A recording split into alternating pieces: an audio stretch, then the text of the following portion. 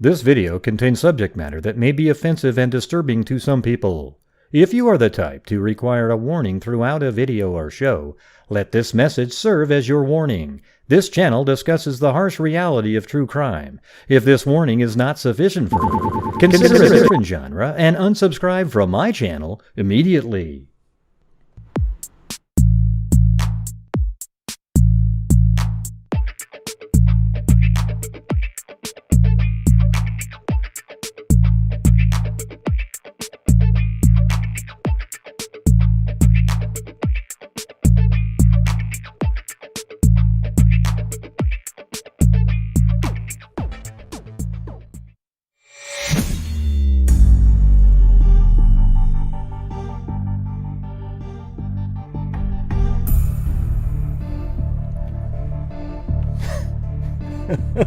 Look at all the hellos, man. Look at them. Look at them.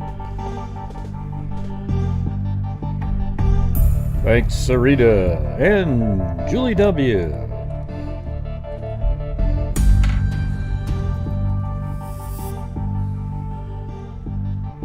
I won't do the whole 10 minutes. Well, if I keep seeing it, I will.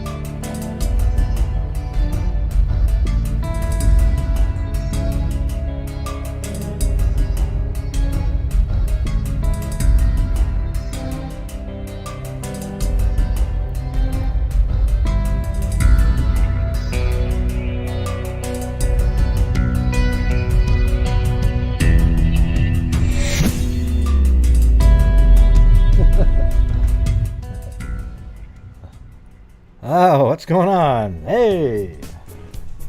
Wow! Feels so Christmassy in here with all the different colors and everything. Man, that sure does look like me, doesn't it? That little tiny piece of paint. Man, I gotta do like a side-by-side with that thing. That's crazy. I mean, look at even my little emoji next to my, you know, just next to my name. Looks like that, right? I mean, if I put this out right at the same time, right? I mean, look at. I should have been like a little bit further down, about like this, right?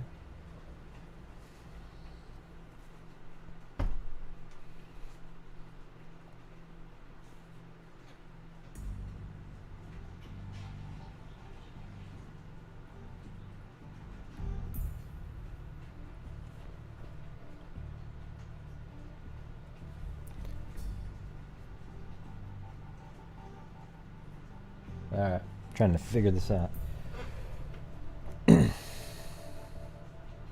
Hi everyone, was in Scotland. By web, it's fast. So you're in Scotland and your web is fast? Richard Watts? Alright, well, I'm going to do a update on the case of, Caitlin Kaufman. Remember her? That's the nurse in Nashville, I believe. Tennessee. There was a press conference, I think yesterday, and I was meant to play it, but I got sidetracked. So I'll play it today, and then there was another article that just came out as well. So here's the press conference. It's only about 13 minutes long. But I fixed the audio for you guys yet again. All right, here we go. You know, lest I get the, Gray, I can't hear it out of the one. I can't hear it. Yeah, I know, because it's coming out of one side. Maybe you need to get a better headphone or speaker system. All right, here we go. Uh-oh. I could already tell that was coming out of the actual speakers, and I have to go in here and change it up again.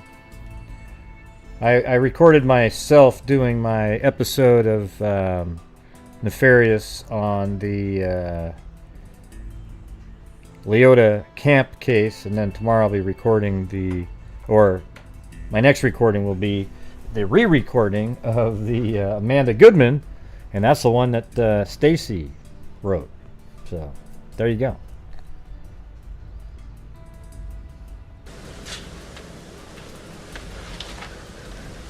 All right, ladies and gentlemen, good afternoon.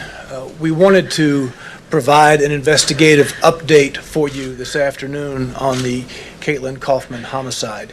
Chief John Drake will begin with opening remarks. He'll be followed by Detective Chris Dickerson from our homicide unit. Detective Dickerson is the lead detective on this case. And then Ms. Diane Kaufman with us this afternoon will also have some brief remarks for you, and we will entertain just a few questions at the conclusion. Chief Drake. Good afternoon. Like all of Nashville, I was completely shocked to learn of the death of Nurse Caitlin Kaufman on I-440 Thursday night. A team of detectives, crime scene investigators, and experts have been working this case nonstop since we found out about it. The death of Caitlin is a tragedy, not only for her family, but for the city and for her team at St. Thomas West Hospital. We're grateful for the strength of Diane, her mother, who traveled here from Pennsylvania. Since, she's been talking with detectives since Thursday night. And Ms. Kaufman, we grieve with you, and we're going to do all we can to try to find the perpetrator. This case is unusual in a number of ways in that it happened on our interstate system on I-440 as Nurse Kaufman was on her way to work. And it's unusual as well as that as of 1:30 today, we've received over 46 Crime Stopper tips. And each one of those are being evaluated by our team. And they're going to continue working, leaving no stone unturned to try to find the culprits of this crime. At this time, I want to introduce our Homicide Unit Detective, Chris Dickerson, to speak briefly about this investigation.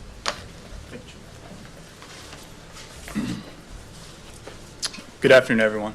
As Chief Drake said, I'm Detective Chris Dickerson with the Homicide Unit. I echo Chief Drake's thoughts about the murder of Caitlin being unusual, especially when it comes to Nashville. My team from the Homicide Unit and I have been working this case relentlessly since Thursday night. I cannot discuss all of the leads that we are actively working, but I can tell you that some of the information that we've got. At this time, we know that Caitlin's shift at St. Thomas West was to have begun at 7 p.m. Thursday night. She left her apartment in Lebanon and traveled on the interstate system from Wilson County to Nashville. We have now determined that Caitlin was fatally shot between 6:05 p.m. and 6:10 p.m., and we are sure of that. She was killed by a gunshot that entered her left shoulder area. The medical examiner informed me that the wound would have been fatal within 15 seconds. Caitlin did not have time to get to her cell phone to call 911. As Chief Drake mentioned, we have received 46 Crime Stopper tips. We thank our community for that information. All of the tips that come in are being worked by members of our police department actively as we speak right now. As of today, we have not established a motive for Caitlin's murder. We have considered all options since the investigation began, and we have not yet identified a suspect, but we are not ruling anything out. I would also like to take this opportunity to ask drivers to think back to Thursday night. If you were traveling on I-440 westbound between the time of 6:05 p.m. and 6:10 p.m., please try to recall anything you saw or anything that was unusual. I know that sometimes the information you have or things that you may remember may be very small, but anything can help with this investigation. Our Crime Stoppers hotline is 74-CRIME. That's 742-7463. It is answered 24 hours a day, 7 days a week. Callers can remain anonymous and qualify for a cash reward. All tips received by Crime Stoppers come quickly to our investigative team. Once again, I would like to introduce Caitlin's mother, Diane Kaufman, to offer a few words. Yeah, there's some weird glitches in the actual video itself at some points. So I don't know. That's just how it was when I recorded it. So here we go.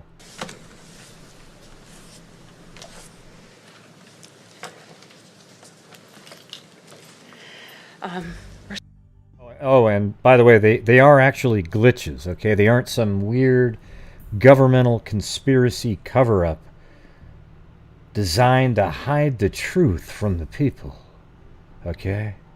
You know, because if this was the Kanika case, if there's even a slightest glitch on the screen, oh my God, it's got to be, you know, and okay.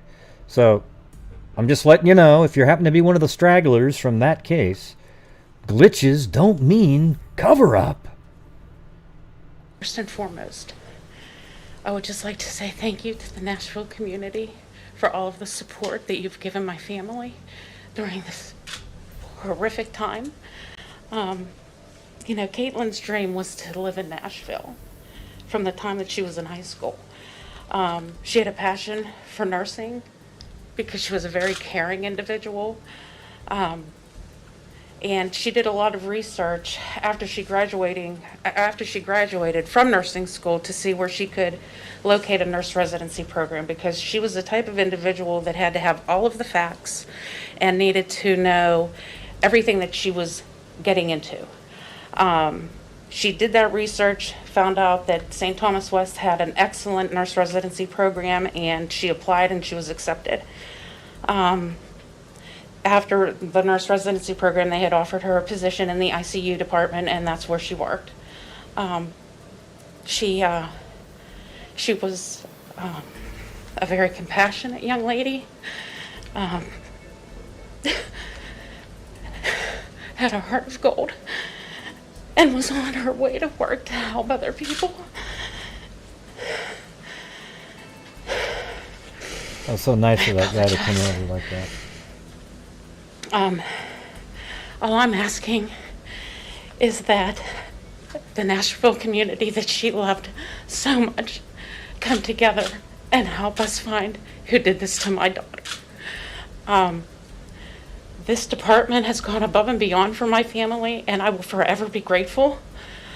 And I just I'm reaching out to you, and I am pleading as her mother to please help me find out who did this to my daughter.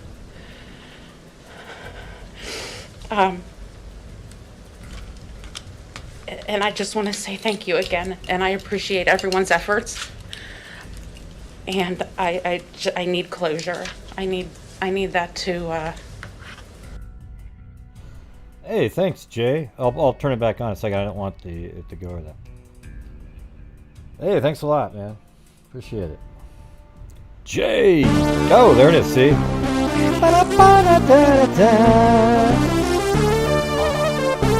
Look it. Yeah, true crime, freaks and geeks. Yeah. Huzzy, why is the audio glitching? Look it. Yeah, true crime, freaks and geeks. I feel for this family as well. Why is it glitching? Look it.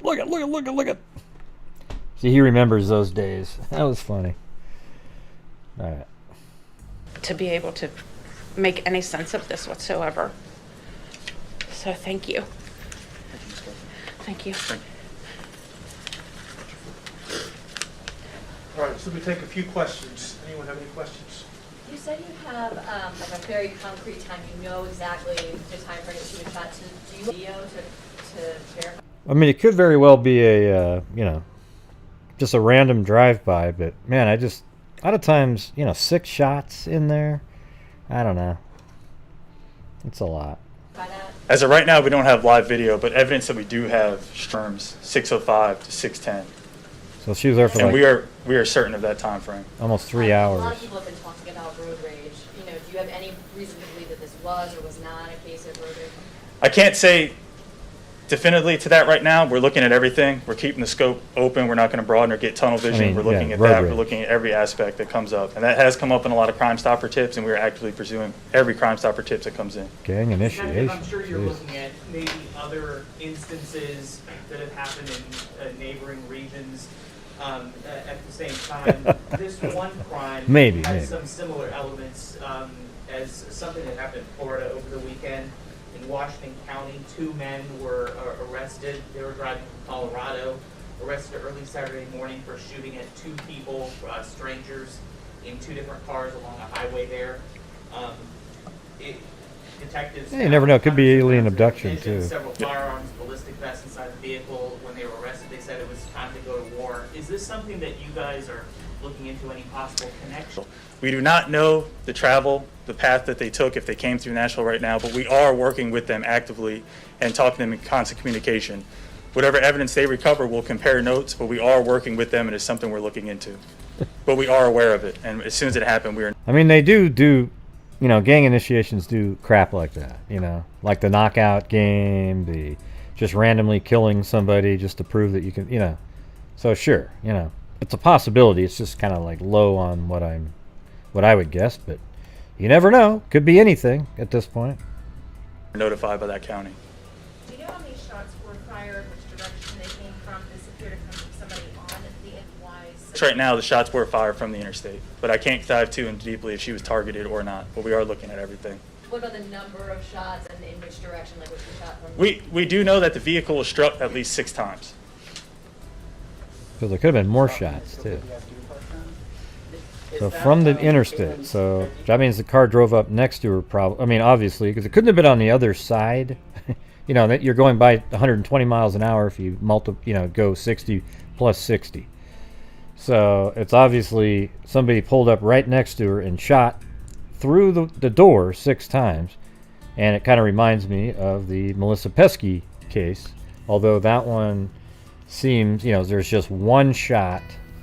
And that one, you know, you have all this other information in the background where there was the husband, she was scared of the husband and even said, if I ever get shot, it's going to be my husband.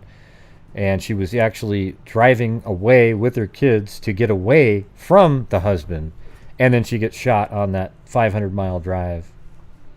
So that's a little different background information. Card right there that you're holding? Yeah, this is her work badge. And every Now it's like at 8. every item, 6 o'clock. every pin represents They were just saying that a minute ago. the things that Caitlin has achieved. Her nurse residency program, she received 2 Daisy Awards, and for nursing, that is, and she received both of those with the. Yeah, but this is a whole different city. So. Has St. Thomas said anything to you? What has the nursing community done for your family? The nursing community, I have to tell you, is the strongest set of individuals and colleagues that I have ever run into. They are supporting my family with great strength in numbers. So they are as hurt as I am because that's her work family. She's there 12 hours a day. So she was as close to a lot of those nurses as she was to her own family. So they're devastated. Yeah, I was thinking about that. Like when I first watched this, they said, "Oh, she got shot, and she only lived for about 15 seconds." So it's amazing that, you know, the initial adrenaline made her at least realize a pull over to the side of the road, and then she just never even had time to do anything else. We are. Ms. Kaufman, you describe your daughter as loving, compassionate, wonderful. What else do you want her community to know about Caitlin? Caitlin was selfless. She was full of life. She lit up a room as soon as she walked into it. She had a contagious laugh. She had beautiful blue eyes, a heart of gold. I wonder if she has any other children. And she found the good. And Caitlin was a very loyal person.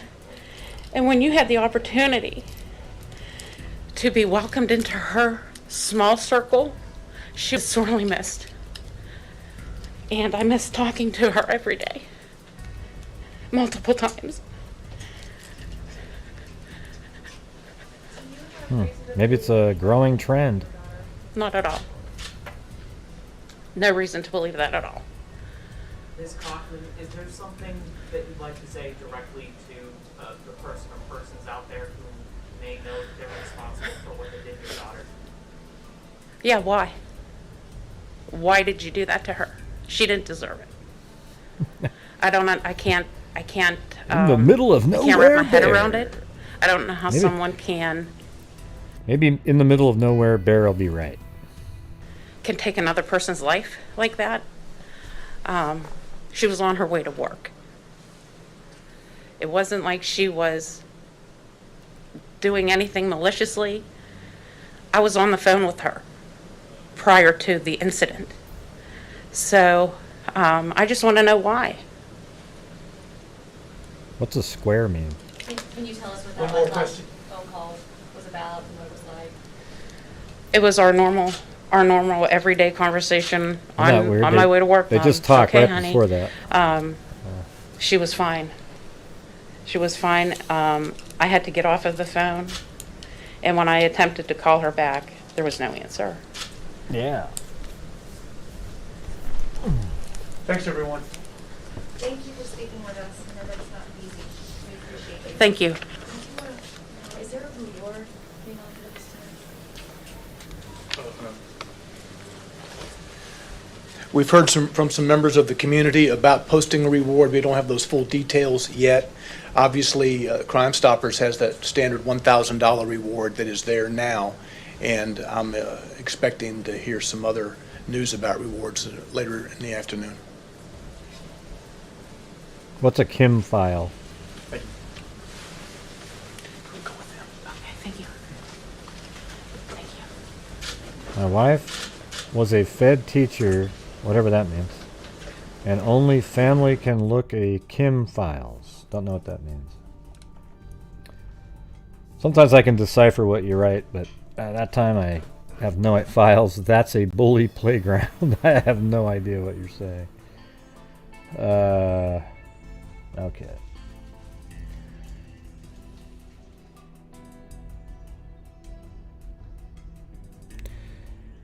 Let's see.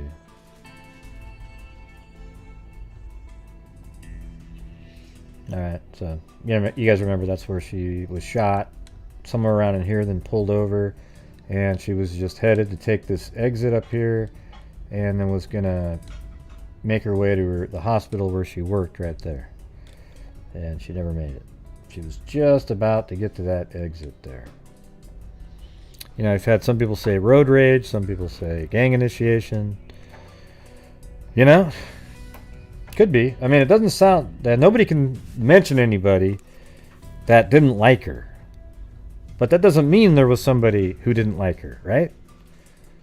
And as we know, a lot of times people are doing things behind the scenes that their friends don't know about, even their good friends. So I'm just saying you can't rule out any sort of, you know, hopefully the police have her cell phone. They can see if she had communicated with anybody. Could just be, it could also be somebody that, you know, like a stalker type that, you know, tried to get her to like her and she didn't, so he followed her on the freeway and shot her. Or it could just be a random, you know, road rage crap. And, you know, I guess at this point we just don't know. And if it is road rage or some kind of a gang initiation that somebody in the middle of nowhere bear mentioned above, well, your icon that you posted was just like a square. It wasn't it didn't show up as anything. All right, but those are going to be hard to solve if it's a gang initiation or a drive-by shooting, because then you have to find, what you'd have to find is a surveillance camera that filmed the on the highway around that time, and then look up every single car that drove by at that time, and then had it taken, let's just say after the shooting, the car pulled off and took this exit, well, then, then you need to find surveillance cameras up here. So, you have this endless number. And they know the shooting was between 6 and 6:05. So they do have a realm that they can deal with, but you're talking about a freeway, right? Like, that's hundreds and hundreds of cars. And another good reason to have CCTV, especially on highways and freeways like that. No, there's no reason there can't be one.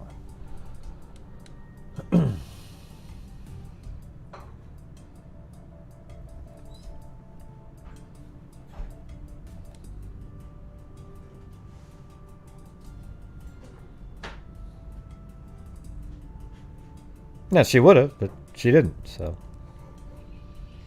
I mean, she was just driving to work. Nothing was wrong, So she probably just headed out, was driving down the freeway, and then somebody pulls up and just randomly shot her.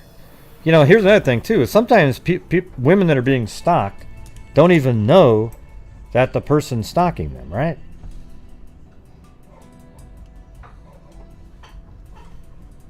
Like, he could have just driven right up and shot her, and she didn't have a clue.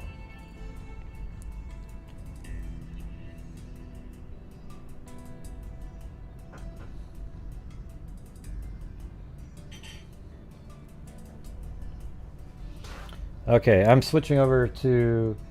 you guys remember the Tiffany Smitherman Osborne case?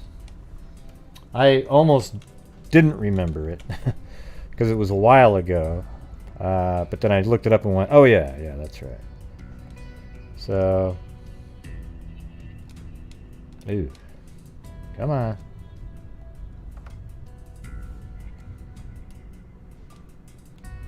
Yeah, this is the case where,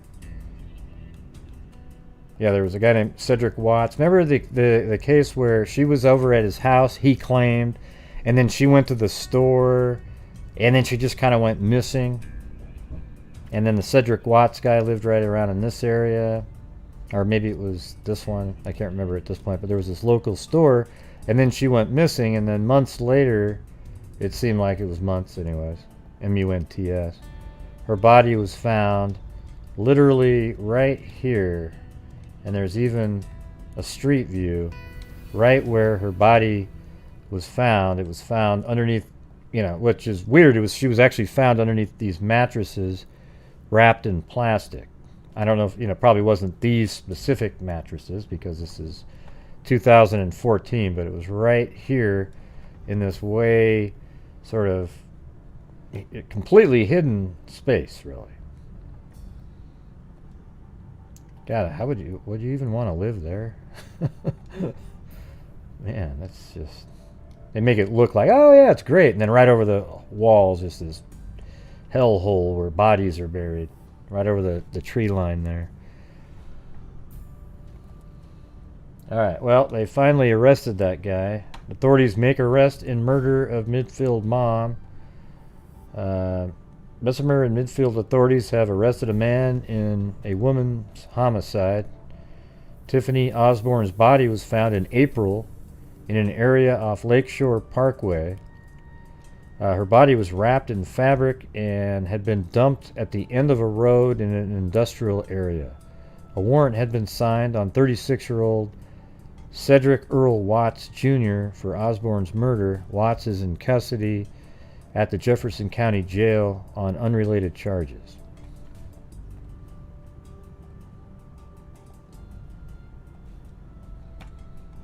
And this one kind of is a little bit better job. The boyfriend of Tiffany Osborne, a 30-year-old mother of 3 who was found dead in April after having been reported missing. I think like the girlfriend was involved. His girlfriend. Like Watts's ex or something like that. It's just hard to remember all the details. This was almost a year ago. After having been reported missing since February. So she'd been missing in February, she was found in April, and they finally made an arrest. It seemed really obvious at the time. Cedric Earl Watts Jr., 36, has been charged with murder and is being held without bond at Jefferson County Jail. Osborne was reported missing February 17th after Watts told police She left their home to walk to a nearby store and never returned. Osborne's body was discovered April 1st by utility workers in an area off Lakeshore Parkway and Turin Drive. Police said they believe a dispute took place between Osborne and Watts, leading to Osborne being shot. Jesus, what an idiot. Police say Watts then transported and dumped her body where it would later be found. The car police believe was used to transport Osborne's body was recovered by Midfield Police in Georgia. Yeah, so it's good to see that, some progress was made there and justice is on its way for the barbarian. Okay, and then in the Echo Lloyd case, you remember we interviewed the daughter on the show a long time ago when it first happened. And this is just an update, I guess. That's not like my mother at all. Family of woman missing since Mother's Day. Suspect foul play.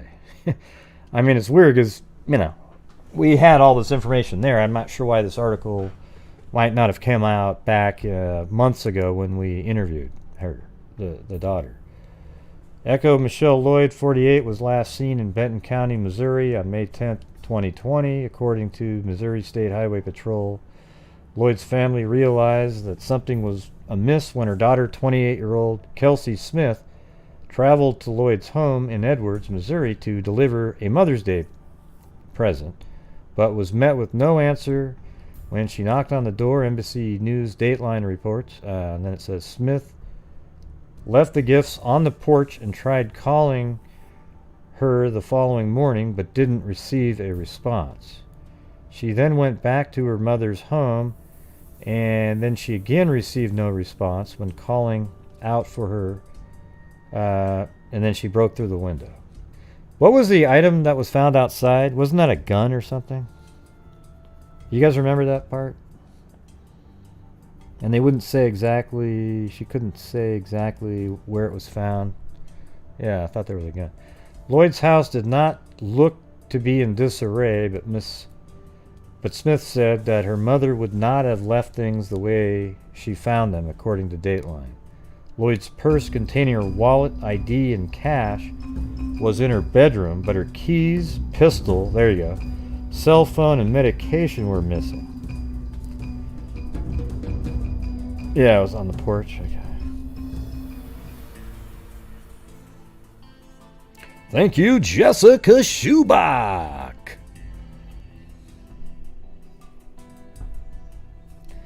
Lloyd's house did not look to be in disarray, but Smith said her mother would not have left it that way. And then Lloyd's purse containing her wallet, ID, and cash was in her bedroom. So that's never really a good sign. But then her keys, pistol, cell phone, and medication were missing. And so that's interesting that her medication was missing. Because what nefarious actor would give a shit if you had your medication not? That's the only thing that's sort of contradictory. Unless she grabbed it on her own, knowing that she was about to be taken. Well, I don't know if it's narcotics, It just says her medication, Doesn't say anything about. Jesus. What do you mean? When did her daughter say that on? Did she say that in the interview?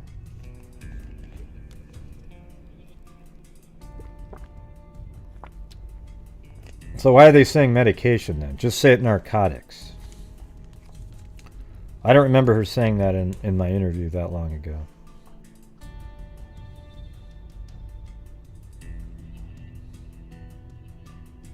I don't know. How about this? Don't call it medication then. Just say narcotics. Then it's however it got out, who knows. Oh, so you watched that one too. Okay. I could tell someone else had been there. Someone, not my mother, Kelsey told Dateline. It wasn't ransacked, but there was a pile of trash, and food with mold.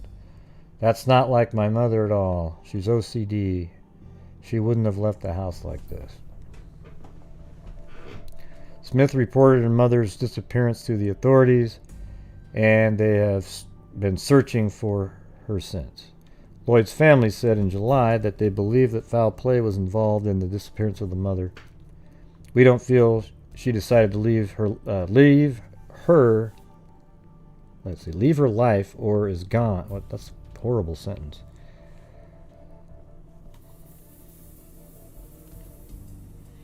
Yeah, I mean, why bother saying medication? Just say, you know. I don't think you consider oxy narcotics. It's more of just, you know.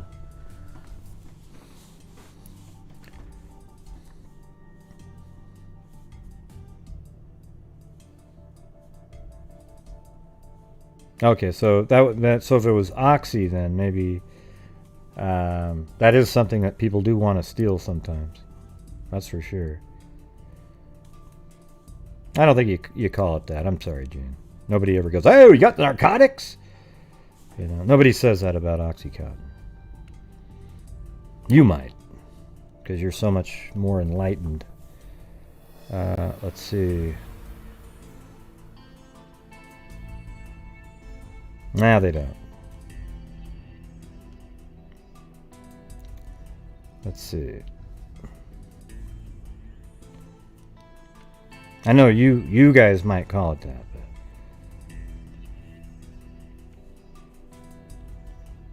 just so you're saying any drug that somebody takes is a narcotic, if it's a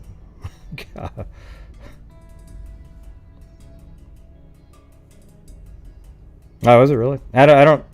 I mean, the thing is, I've never heard of oxy being called a narcotic. Oh my God, you got narcotics! You know, I always think it's like, you know, some heavier stuff like OxyContin. Everybody, you know, it's sort of like this. But hey, if it is, it is. Then I guess we'll just start calling them narcotics.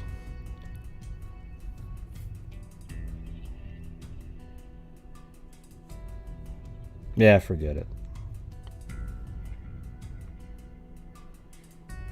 Yeah, some people just take it. I mean, I knew this guy who was an idiot. Like, he would bring OxyContin and then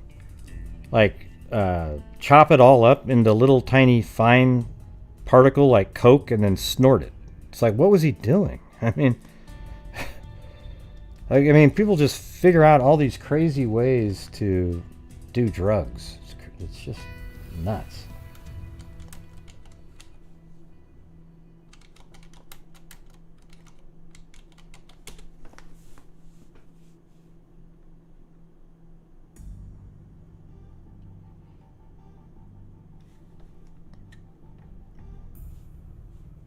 Yeah.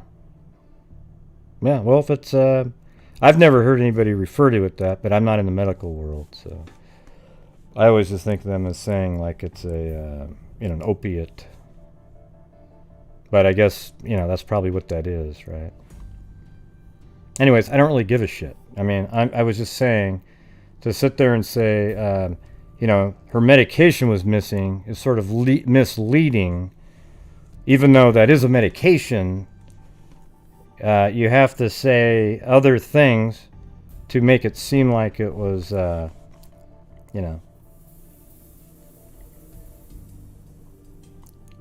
Are you upset, Tracy? Are you doing the I'm upset, everybody, good night? So I figured. Alright, let's see.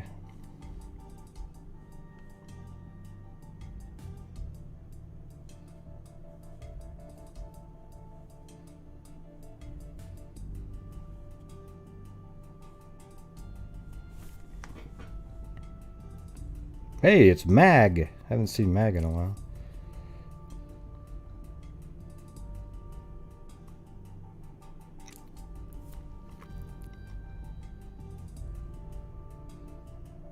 Hey, tell everyone around my neighborhood. Yeah, she must have thought I was talking to her about the narcotic stuff, but I wasn't. See, that's the thing, is everybody thinks. About 9 people kept saying, "No, Gray, it's a narcotic." And it doesn't mean I was talking to you specifically. You know, so that's the part I can't stand, is when people think, and I read the comments later and I go, wait a minute, they thought I was talking to... They're like, what do you mean? And they get all upset, and I'm not even talking to them, you know.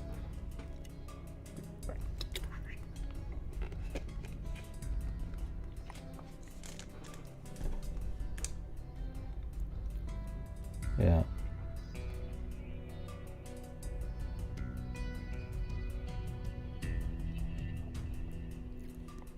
Yeah, but what are you, who are you calling that in the middle of nowhere, Bear?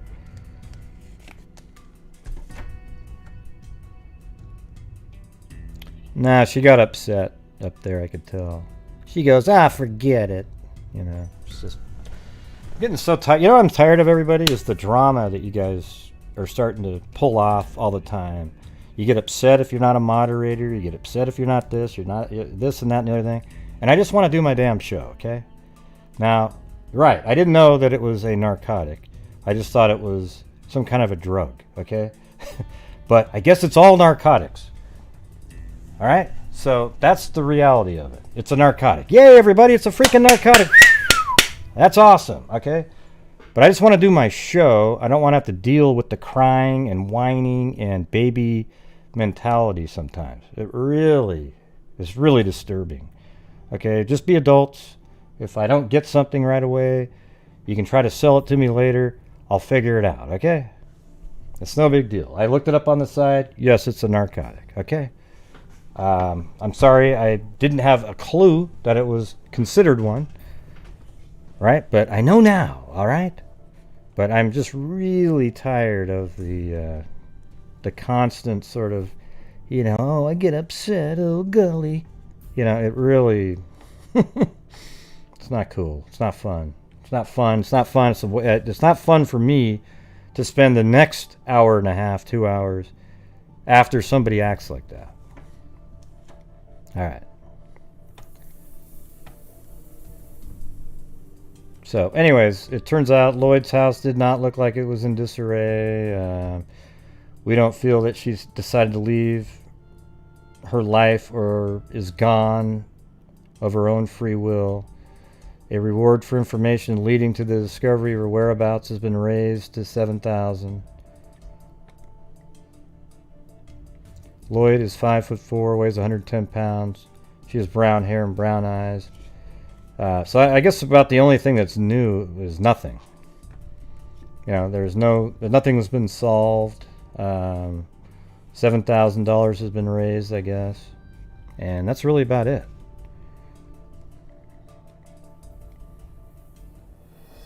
Yeah, I was watching an interview the other day, and she didn't say anything really any different. Other than, some narcotics or, you know, drugs were missing.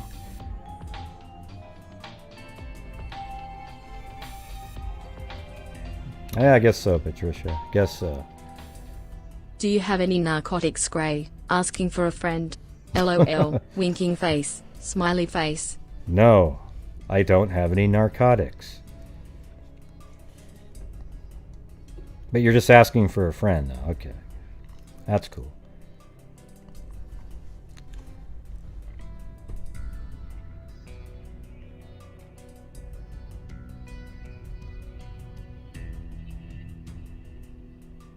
Yeah.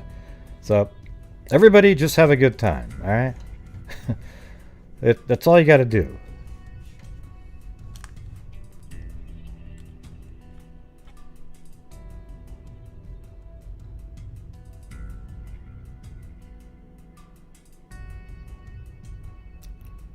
Well, we're already on the new story, Sarah Kinder.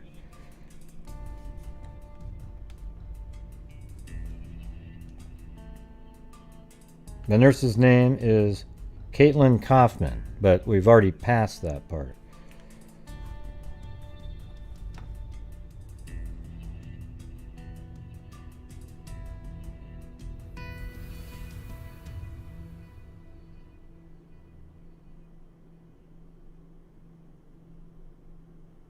Huh?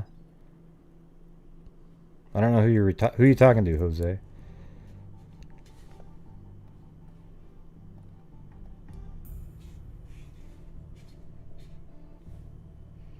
Alright, here we go. Next one.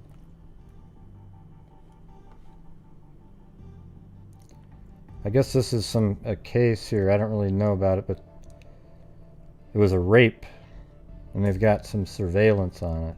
It's a Fayetteville police on Wednesday released new surveillance image of the suspect in a late November rape case. The images show a man in a red hooded sweatshirt with a mask covering part of his face. He was seen on a bicycle in one of the images. Officers responded to the 1000 block of Southern Avenue shortly after 4:30 a.m. on November 24th. They determined the victim left her residence for a short time. Upon returning, she found the suspect inside. So I guess that's him too, but man, isn't that way clearer than that new image? Like this surveillance footage here, it's cool and everything,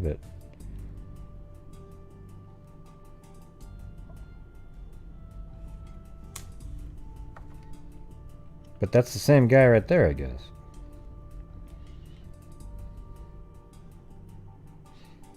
Shortly after 4:30 a.m. on November 24th, they determined the victim left her residence for a short time, and then when she returned, the suspect was inside. Police said the man then assaulted the victim, then forced her outside and raped her. The suspect is described as a man in his late teens to mid-20s. He has short or shaved hair and a skinny to medium build. He was wearing a black jacket, black gator-style mask, black jogger-style pants with stripes on the lower legs, and white red shoes, and a news release said. A nearby security camera captured the suspect as he fled the scene. Man, it seems like that one, if you could find another shot, another still from that, it'd be great.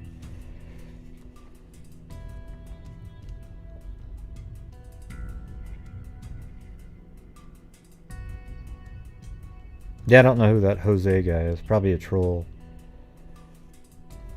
No, my wife wasn't ill, Jose. You got the wrong person here. I think you're on the wrong show. She's not ill. I think you got the wrong case.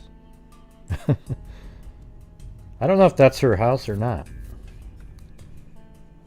That's what's hard to tell.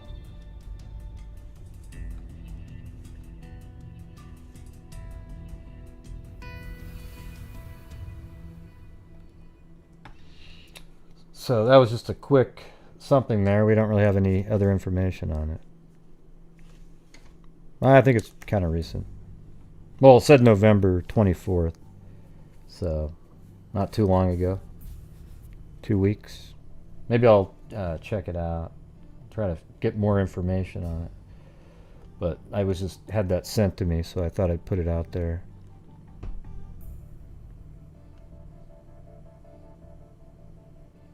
Oh, that was like 9 months ago. I mean, that was, okay, yeah, she's doing better.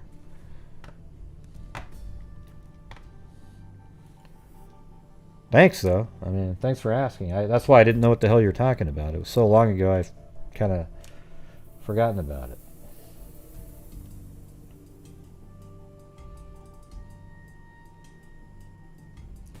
Well, this one I'll just put up because it has a picture of a person. If somebody recognizes, let authorities know.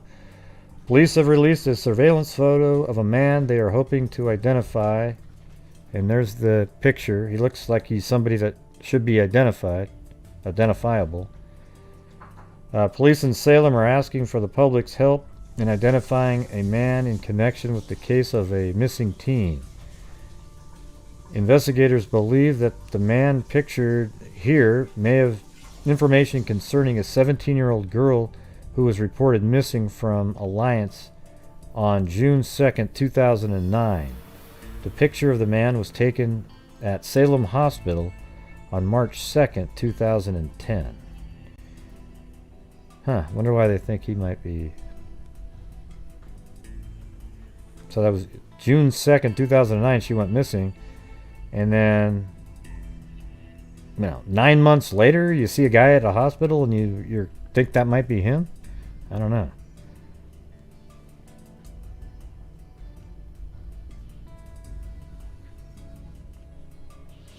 Yeah, but I'm just trying to figure out. I don't know how any of you guys. I didn't even know what. I didn't know what Jose was talking about whatsoever. Okay, because it was so long ago. Obviously, he hadn't been here in a while. Let's see.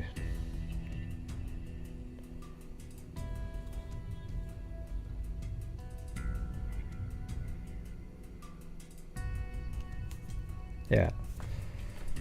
How they come to that. Yeah, I mean, it's strange that 9 months later they go, hey, the picture of the man was taken at Salem Hospital on March 2nd, 2010. I wonder if maybe this guy here is associated with some other attempt on somebody around that time, and that's the image they have of him. And now they're wondering if he was connected to maybe this case over here.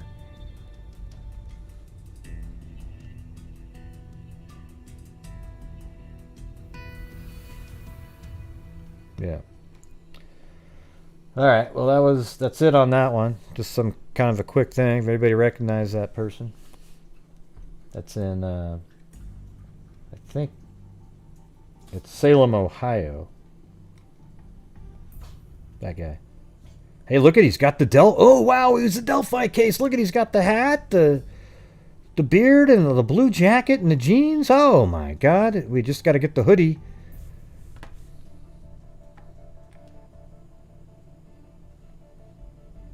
Oh, wait, that was 9 years ago? He'd be about 100 right now. Hey, thanks, BKK.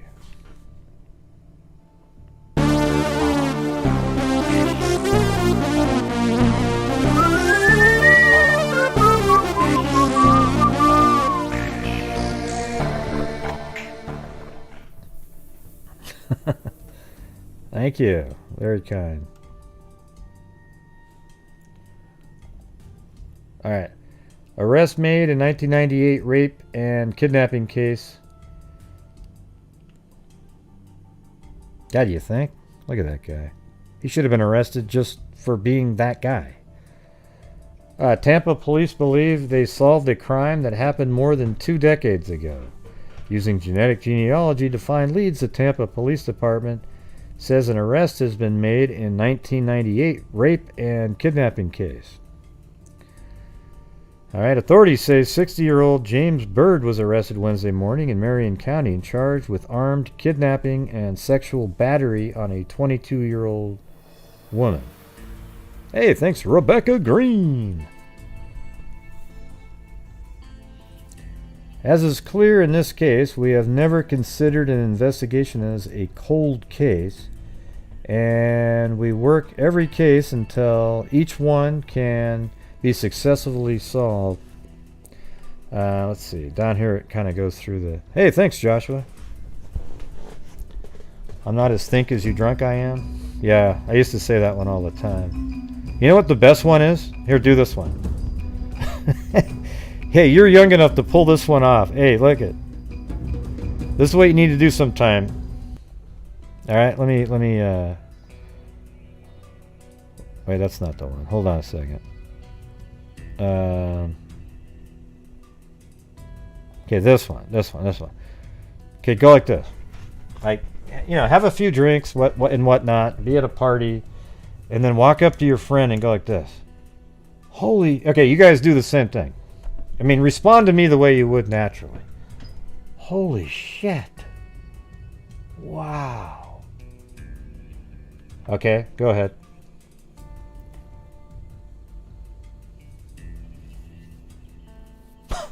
So if I went up to you, right up to your face at a party, and I went, holy shit. Whoa. And then you'd say, what, right? And then you go like this. I forgot my name.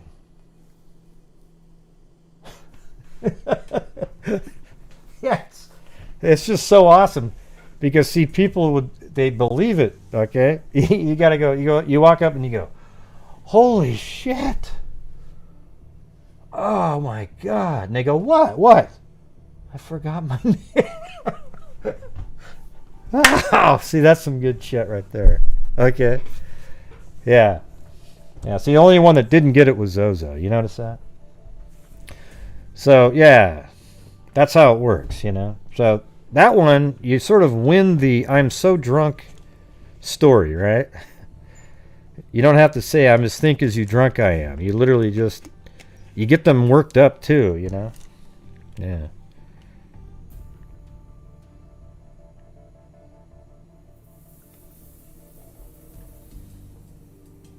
No, that's not the one. It's this one. I like this one here. Yeah, there's no party. We'll do it on Zoom or something. Like you get a Zoom call with somebody, just kind of be like, oh no. Oh God. And they go, what? What happened? I forgot my name.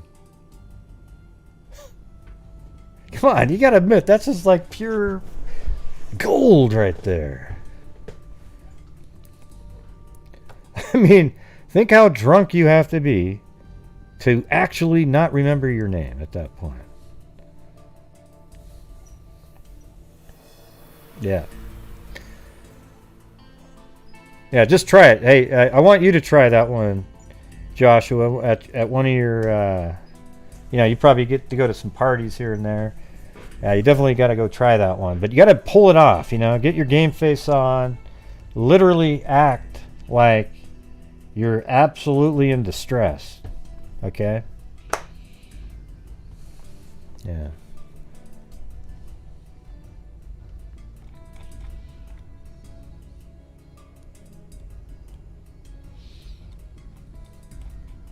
All right, so here it is down below. It explains it. Investigators say the young woman was walking on March 8, 1998 in the area of Columbus Drive and I-4 in Hillsborough County, according to an arrest affidavit. Bird made a U-turn. See, this is exactly the scenario that happens, except other people get killed out of this thing. See, he sees this girl walking along the road, and then he does a U-turn from westbound Columbus Drive, pulling alongside her and offered her a ride. He drove her to a spot in Tampa, pulled a knife, and told her, "Do what I tell you, and you won't get hurt." It sort of reminds it. I can't remember who told us that story. Remember her and her friend? She's one of the freaks. And they were at that, and he drove her somewhere, but she was already onto him, and he drove her back and let her go. It's the same deal, He drove her to a spot in Tampa, pulled out a knife, and told her, "Do what I tell you, and you won't get hurt," the affidavit said. He then proceeded to rape her, according to law enforcement, before tossing her clothes out the window of the car and dropped her off. In February 2015, the sexual assault exam kit the woman completed after the crime was submitted to FDLE and DNA testing. Authorities say it yielded a match to 2 sexual assault cases that they had been investigated by the Hillsborough County. Oh, wow, so there's been a couple more. A match to 2 sexual assault cases. Wow. So that means 3, right? He's a serial rapist. Detectives reviewed those other cases and found similarities in the description of the attacker. Well, yeah, because it's the same DNA, right? Right. Then in March 2020, the DNA evidence was resubmitted. I mean, here's the thing, is once the DNA matches, you don't need to go, ooh, well, did he have blonde hair? Who cares at that point? Right? Parabon Nanolabs found Bird was a possible match for the DNA evidence, the affidavit said. In November, authorities began surveillance of Bird's most recent home in Bellevue, Florida. During the surveillance, detectives say they were able to obtain cigarette butt. How classic. The cigarette butt was sent to the FDLE lab for analysis, and authorities say it was a match. So boom. There's the barbarian.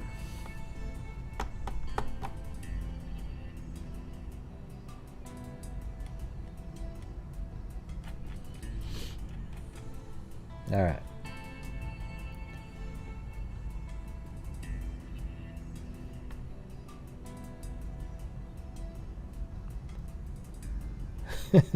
An alien blob. A little bit. All right. So we did those, and let's see. Oh yeah.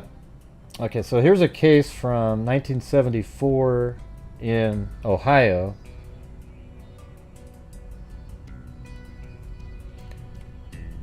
And, you know, this is all I could find on it. It was just some crazy little, it says, Lori Nesson, 15, of suburban Reynoldsburg, whose body was found in a ditch near her home Saturday, apparently died as a result of a poisonous substance found in her system. Monday, an autopsy report submitted by Ohio State University showed the girl had an unidentified white substance in one of her lungs.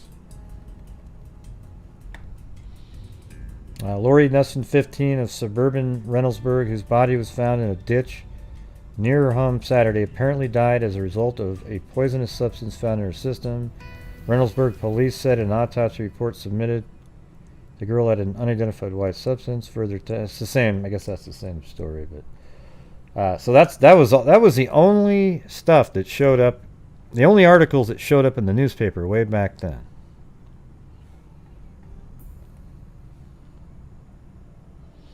Okay, but then this came out today, so on September 28th, 1974. Night. Crime Tracker 10 has uncovered a new homicide investigation in Reynoldsburg, but this crime happened 46 years ago in 1970. Wow, that guy, I bet he put a ruler. Look how straight that is. 10 TV's Angela Ann explains why this now the city's oldest case on record. She was brilliant. She was creative. She was a dancer. You know, she wanted to be a lawyer. She would have made a difference in this world. Toni Hastings still looks up to her sister the way most younger siblings would. But there is much pain knowing how Lori Nesson's life ended 46 years ago. The coroner at the time ruled Lori's death as natural, asphyxia by an undetermined manner. Lori's family didn't buy it. You can't rule this as natural causes when her clothes were found in Gehenna and her body, her naked body, was found at the side of the road in Reynoldsburg. This is not natural causes. Police say the night before Lori's body was found on Rose Hill Road, the 15-year-old girl went to an Eastmoor football game and then several parties. Lori was last seen walking home after midnight. From my reading that worked on this, who were both with the city of Reynoldsburg and the city of Columbus, did an extensive job of interviewing everybody that they could talk to, and anybody that they talked to, of course, especially dealing with students and the number of parties that she had been to that night, just kept, it was like a domino effect. Oh, you'll have to go talk to 2 other people, 3 other people. Lieutenant Bill Early says since 1974, the case was reviewed twice, in 98 and 2007. But it wasn't until last year when Patrol Officer Craig Bradford asked to look into this case on a hunch. The first thing he said to me was, I'm not trying to open an old wound, but I need to talk to you about your sister.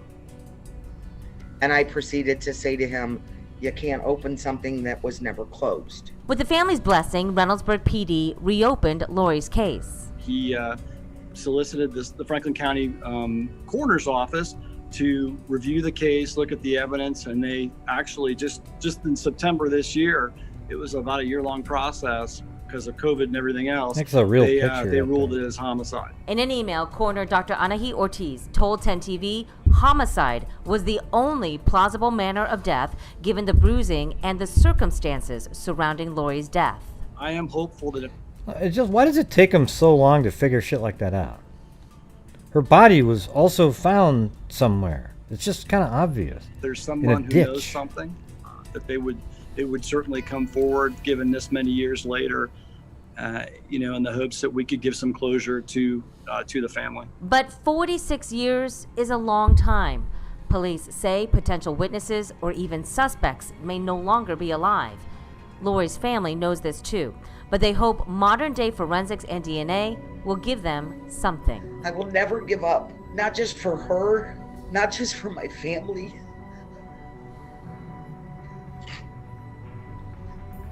Because there's more cases like this than I would care to even think about. And that's what haunts me. For Crime Tracker 10 in Reynoldsburg, Angela Ann, 10 TV News. Police tell us they are now waiting for the state crime lab to analyze some clothing that was found in the property room and never tested. But there you go. If there is something from this case that you might... A mother was shot and killed inside. All right. Well, there you go. Another, well, that case wasn't solved, but it's at least, I mean, how about this, guys? You should have determined that 40 years ago, and maybe you would have caught somebody by now. Instead, you're sort of starting it up again. All right.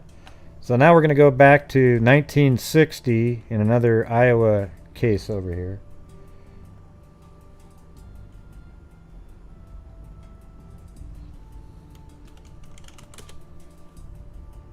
Hold on a second.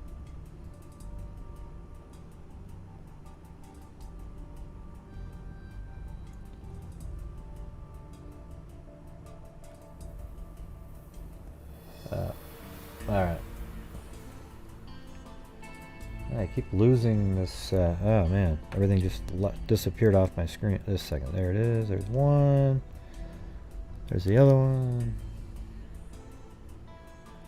Some of the features on here is kind of weird, you know. The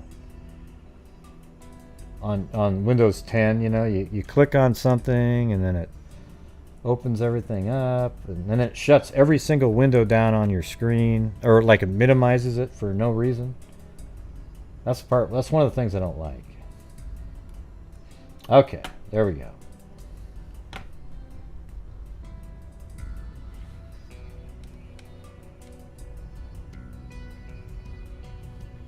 Here is the 1960. We're going back to Iowa again. These are a little different than the other cases that we talk about. And this is the Willard Woodring and Richard Buchanan, a double murder. Police were searching Monday for a young man and a woman in connection with the slaying of two men in a, let's see, Keokuk, is that how you pronounce it? Hotel Sunday night. Killed were Willard Woodring, 42, operator of the Hawkeye Hotel, and Richard Buchanan, 49, of Geneseo, Illinois, who operated a service station at Moline, Illinois. Their bodies were found in a kitchen of the hotel. Both were bound, police said, and Chief George Jones said one of the men was gagged. Jones said both had been shot in the head at close range. We're satisfied that it was a robbery, or at least attempted robbery, Jones said, but declined to elaborate. Jones said about $200 was taken from the Woodring's desk, but the killers overlooked about $600, which the slain man had it in his wallet. I mean, that's a ton of money back then, you know? Oh, God, there's Zozo again. Anyways, yeah, the $600 was in the wallet, which is probably like almost like 10 grand at this point. I mean, you could buy a car for $600 back then, you know? Jones said both men were bound with tape and had been shot in the back of the head. He said a young man and woman were seen leaving the hotel, which is located in a very old section of Keokuk.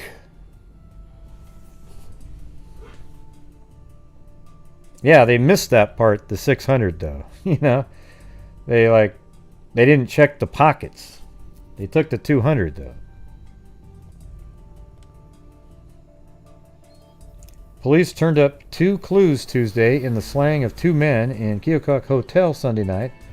The officers found $45,000 in a strongbox. Wow. That's like a $500,000. That's ridiculous. Think about that. That's like a $500,000 right there.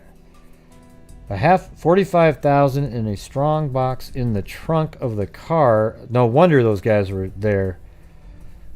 The car of Willard Woodring, 42, operator of the hotel, and one of the victims had another $1,600 in his room at the hotel. Man, what the hell did they have so much money? I mean, I don't know if there was drugs or what the hell was going on, but that's a shit. I mean, that is a ton of money. But authorities still search. I mean, $45,000 is a lot of money today, right? But you're talking 1960. That is literally about equivalent to. You could buy a nice house with that kind of money. A really nice house. You know, I'm talking. 4-bedroom. I mean, a massive home for that kind of money. Oh God! Back to the narcotics again. I feel kind of dumb that I didn't know that Oxy was considered a narcotic. I always thought of narcotics as sort of like these. I guess I never really knew what the hell that was. Yep. Oh God. It wasn't just you. Look at that. Sarita said narcotics. In the middle of nowhere, Bear said narcotics.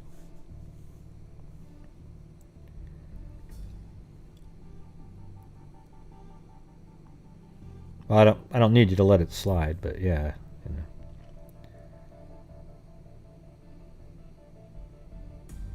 Yeah, that's kind of what I was thinking. More like pills, you know, like the something in a capsule or something. Oh, so an opioid is a narcotic. Okay. All right. Well, I won't make that one again.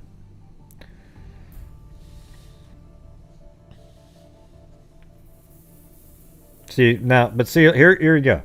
See, then Love and Living said a controlled substance is a narcotic. Well, what is it now then? Because Jay said opioid is a narcotic. I looked it up, and I looked it up if Oxycontin was a narcotic, and it said yes, it's a narcotic.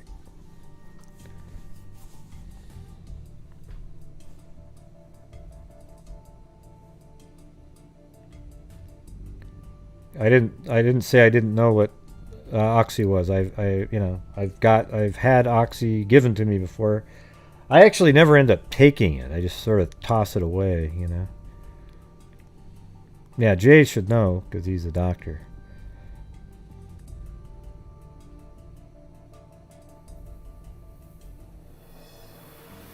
Well, here's the thing is an opioid is also a narcotic, right? Maybe narcotics is a more broad term. You know what? I'm just going to look it up. Jesus. Instead of just humming and hawing over it. A drug or other substance that affects mood or behavior and is consumed for non-medical purposes. That's what it is. Okay, so it's a drug or other substance that affects mood or behavior. So is pot a narcotic?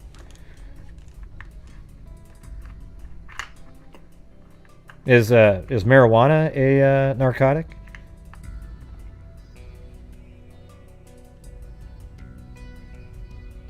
See, and then Jay said no, and then everyone else is saying yes. I'm going by this definition here. This doesn't sound, this sounds kind of too open. Okay, here it is. Let's see what this one is. Opioid, narcotic, pain medication. When you have a mild headache or muscle ache, over the counter. So that's right here. It's saying opioid, and then it has narcotic. Like that's also what it is. So that's more what Jay's saying, right? Pain medications, narcotics. See, now it's saying pain medicines, and again, those are probably the opioids, are narcotics. Definition of narcotic: a substance used to treat moderate to severe... Okay, here we go. This is going to be the one that's real. Narcotic. Did you hear that? It's narcotic. You don't say narcotic, you say narcotic. Narcotic.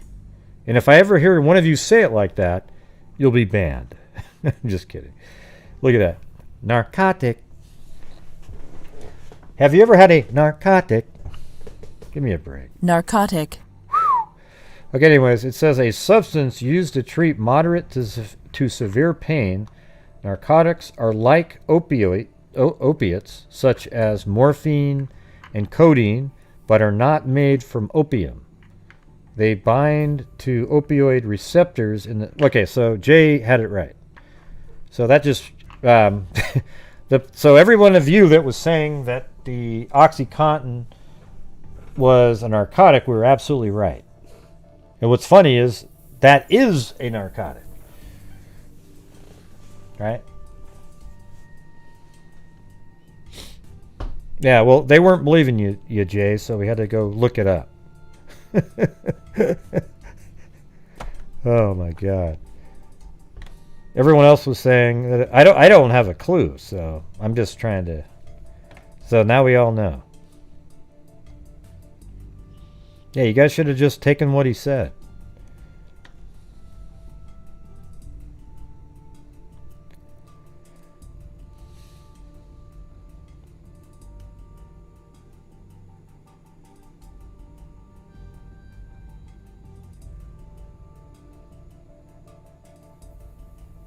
I don't know what that even means, Danny. You gotta rewrite that whole thing. What would you be calling in about, Joshua? I got a whole bunch of stories I'm going through.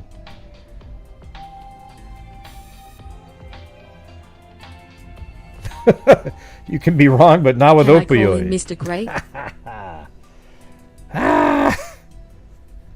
Yeah, he knows his opioids, everybody.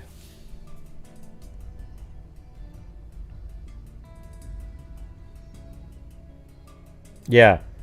Yes, everybody, we all learn. And thank you, Joshua Long. But maybe later at the end if I open up the calls. Let me see how quickly I can get through these.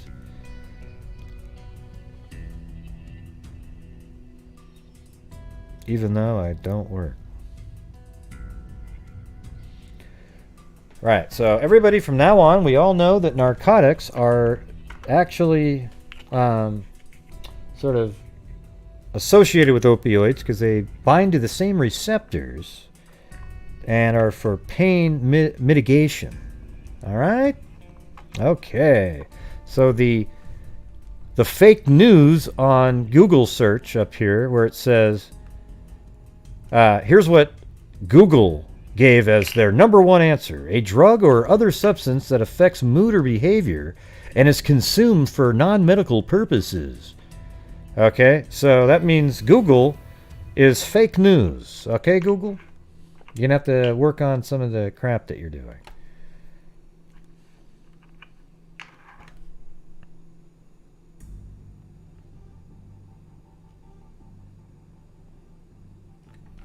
I don't have the... I'm going to have to set up... Hold on, let me get the... I'll set up the numbers. Here we go. Sign in. I don't have the phone thing set up or anything.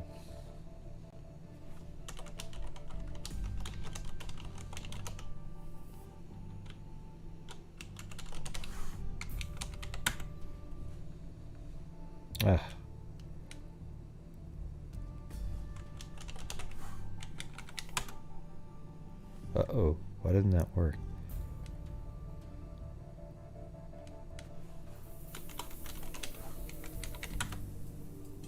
Oh, there we go.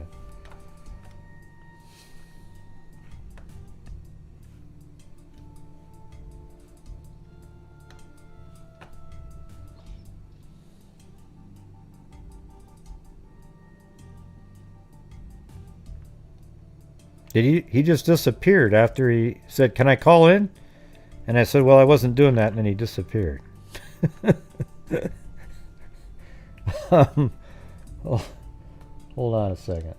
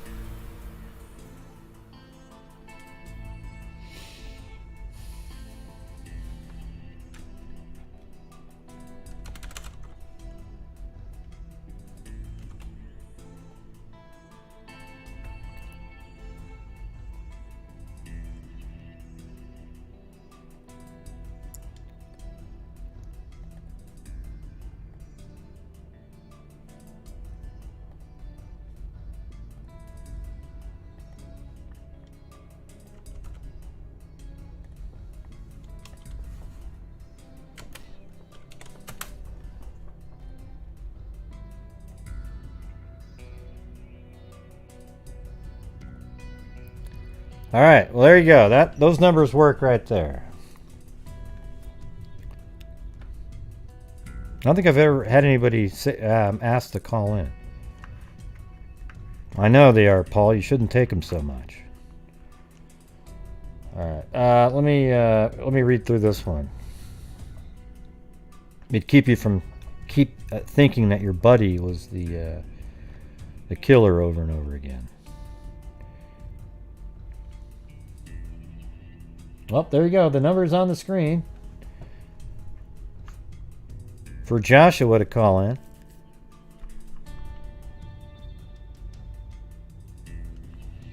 All right. But authorities still search for a young man and woman seen leaving the hotel. Man, that's just such a ton of money. $45,000 in a strong box. And then the other victim had $1,600 in his room.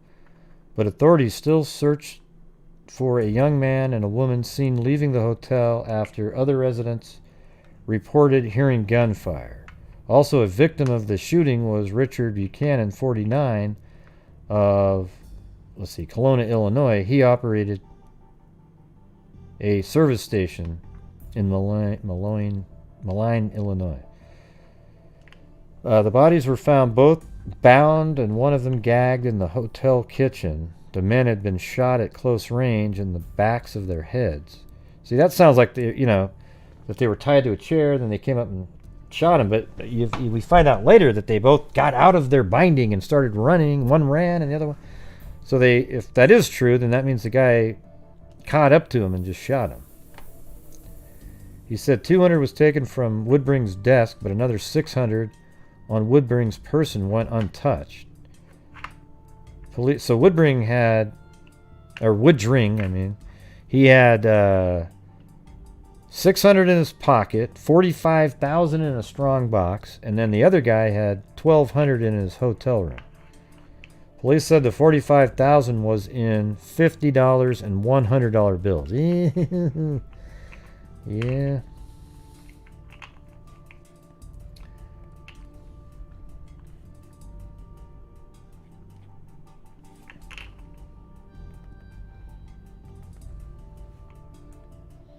So this is an actual eyewitness who saw this event here.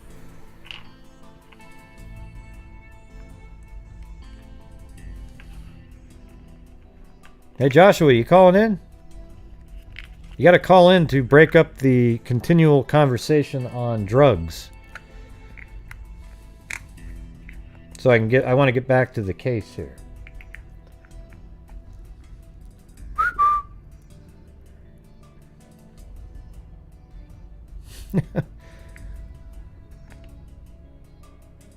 Hey, it's Layla, my Layla.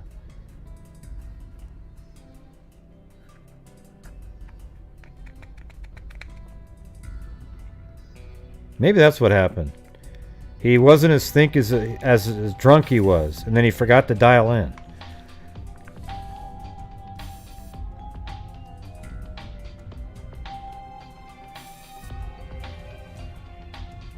Thanks, Layla.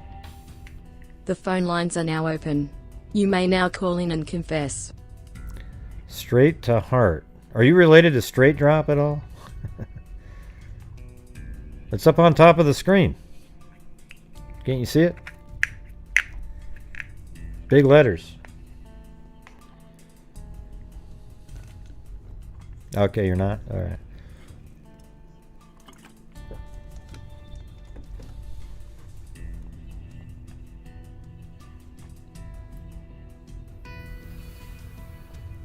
All right, let me read through this one while he's figuring it out. Okay, it's not that long. So now, now we've got these two guys that were shot, right? And it says Police Chief George Jones disclosed Tuesday night that a young, shapely woman, why do they have to say that, escaped possible death Sunday night when she fled moments before a gunman shot and killed two men in a hotel here. Now, shapely, do they mean like she was, a blimp? Or does that mean she was like Marilyn Monroe? I mean, here's the thing is, why even put that in the story? It's absolutely meaningless.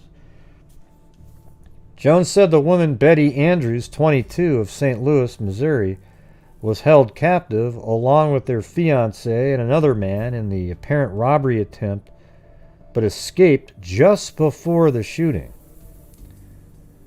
The disclosure came after Jones altered a number of the details surrounding the shooting and also revealed that $44,500 in cash was found in the car of one of the victims. Wait, I thought that was in a strongbox. Willard Woodring, 42, owner of the Hawkeye Hotel at Hotel Jones said Miss Andrews who said, or this just says, at hotel. Jones said Miss Andrews, who said she was Woodring's fiancée, told authorities she was in the hotel with Woodring and the other victim, Richard G. Buchanan, 42. She told police that a young couple came to the hotel about 9 p.m. Sunday night and asked to see Woodring. Jones quoted her as saying, "It didn't sound funny. It sounded as if he really knew him." Miss Andrews, a 5'2", blue-eyed brunette, said she took the couple to Woodring. She said the man pulled a gun, herded her and the two men into the kitchen, where their wrists were taped behind them, while the gunman and his female companion searched for money. See, they were looking for the $45,000, probably the $1,200 and all that, but they only found $200. Woodring freed himself. So one of the guys freed himself, Jones quoted. And then, however, at the moment, the bandit came back into the kitchen and he and Woodring began to fight, she said. During the fight, she managed to strip the tape from her wrist and run out of the room to safety. Jones said she told him she heard shots and that when she ran back to the kitchen, Woodring and Buchanan were both lying on the floor, fatally shot. Why would you run back to there's no way you ran back to the kitchen. There's no way in hell she ran back to the kitchen. Freaks. Why would she run back to the kitchen?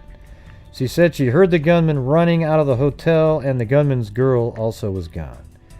So you heard, let's see. Jones said she told him she heard shots and that when she ran back to the kitchen, I don't know, something's fishy with that whole scenario there. You hear gunshots, you're not running back to the kitchen. You just ran a second ago. You're going to run faster wherever you were going, right? All right, anyways, let me get to this. I don't know which, I don't know who was first here. Was, let's see. Oh, shit. Well, there's one from 503. That's my area. That can't be... Well, here's the thing. I'm going to answer both of these, but I'm going to take Joshua's first because he was calling in. All right, so who's this? Which one is which? Who's 503? Hello? You have to unmute your phones. Is this 501? Yes, sir. Okay, that's you. Okay. What's going on? What's up, Gray? Not much. You really wanted to call in, man. It was like... What's going on? Yo, man, I love the show, man. Oh, cool. What's yeah. Do what? Oh, I was just waiting for you to say whatever you're going to be saying. Oh, I was just saying, your show is awesome. All right. Are you? Wait, are you having some drinks tonight, Joshua? Yeah. Yeah. So you really, it was serious when you said you're not as think as you drunk you were, or right? Exactly. Yeah. And that's why when you called in and you don't have anything to say, that's hilarious. That's awesome. No, man, I just I appreciate what you do, and I just wanted to call in and say that. Well, I appreciate it. Yeah, no. You the bomb. You the bomb, diggity. Well, cool. Have you had any new viewers of your singing on YouTube from here?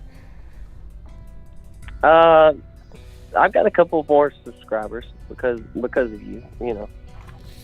Yeah. I appreciate the shout out a couple weeks ago. That was awesome. Yeah. Hey, you guys should check out his YouTube singing. But I just want to say one thing. Gray is the shit. And y'all keep listening to his channel. Oh, I appreciate it. You won't hear anything better. He keeps the facts going. He sticks to the facts. And that's what's happening. And Gray's the man. Well, I appreciate it. You know what? I'm glad that you've had a few drinks, so I'm glad you didn't leave out the word "the" when you said Gray is the shit, right? If you just accidentally had left "the" out, that wouldn't have been good. But No, man. Yeah. Gray's a man, y'all. Y'all keep listening to his channel, and he is the shit. The shit. Yeah, listen, I didn't pay him to say this, all right? But I appreciate it. No, he did it. Yeah. But he don't need to. He's a man. And Gray, I'm gonna get off here, and I'm gonna have a few more drinks, and I'm gonna keep listening. All right. And what are you drinking? That's What's your drink? What are you having? you ever had those Bud Light seltzers? Is that a new just like a beer kind of thing, or? Yeah. It's kind of like a carbonated. It's a carbonated beer kind of thing, but it's good. It's good. It's really good, man. Well, the thing is I can't burp. I mean, beer's already carbonated.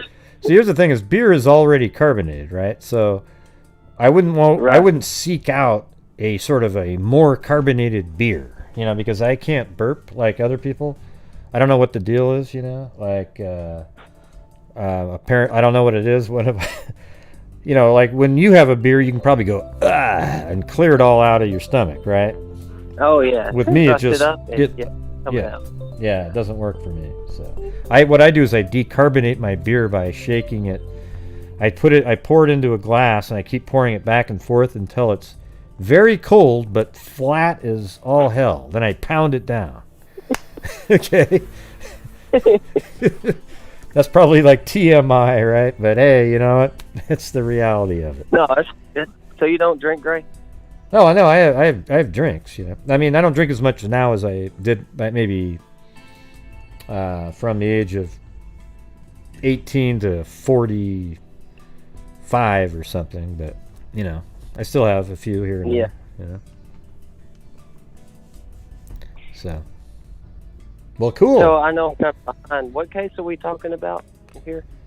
Oh, we're just doing. It was these two guys that were shot in Des Moines. The Iowa case? Yeah. They have a lot of money. But, got it. Well, cool. Well, hey, listen, I appreciate you calling in and, go back and enjoy the show and have a couple more cold ones. Yes, sir. Gray's the man. All right, man. Have a good one. Thank you. You too. Bye. All right, Joshua. Never heard of that. All right. All right, 503. You're on. Hello? 503, 503, 503. You have to unmute yourself. Going once, twice, and off. All right. Sorry, I had to just hang up there. I don't like having something just sort of hanging on the edge there without knowing who the hell it is.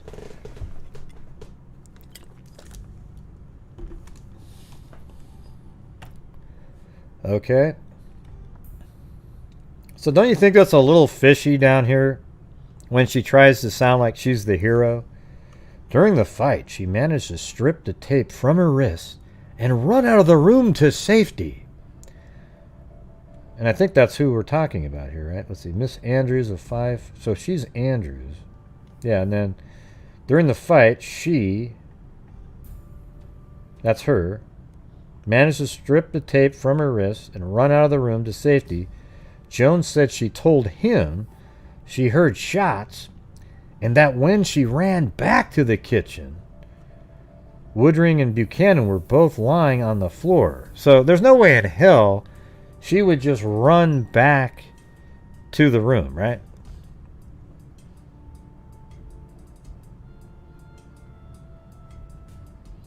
I don't think anybody would do that. You're fearing for your life. You've got tape. You're tied up.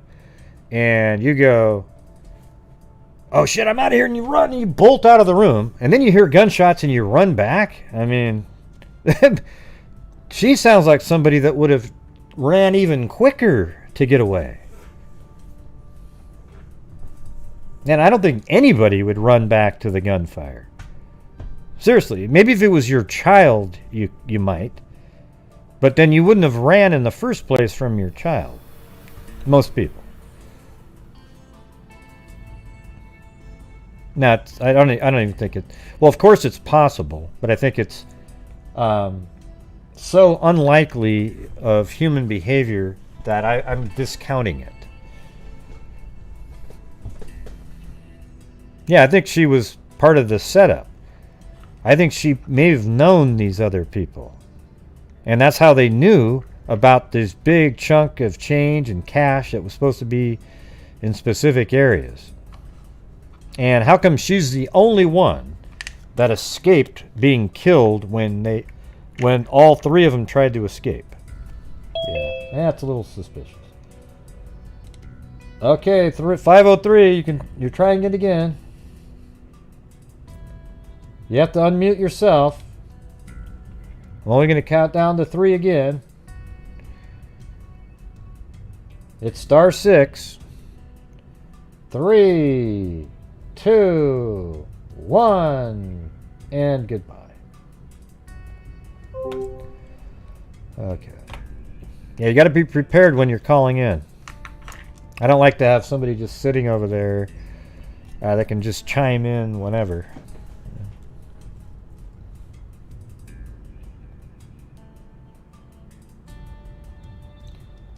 I'll tell you what, I turned off, now call in. Try it again. I turned off the mute upon entry.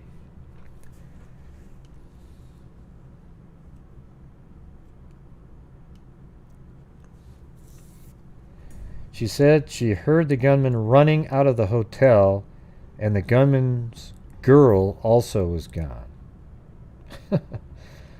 Yeah, nah, this doesn't sound right to me.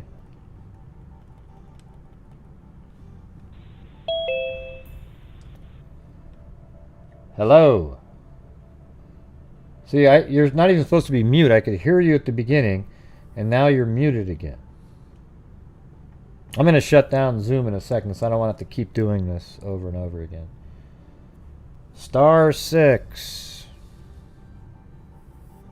Nah, I don't want. I just want to do. I want to get through the stuff I want to go through, Rebecca. All right. Cairo heard a ding. I know it's easy. You hit *6, but apparently they don't know how to hit that button. So I'm just gonna close out of Zoom now.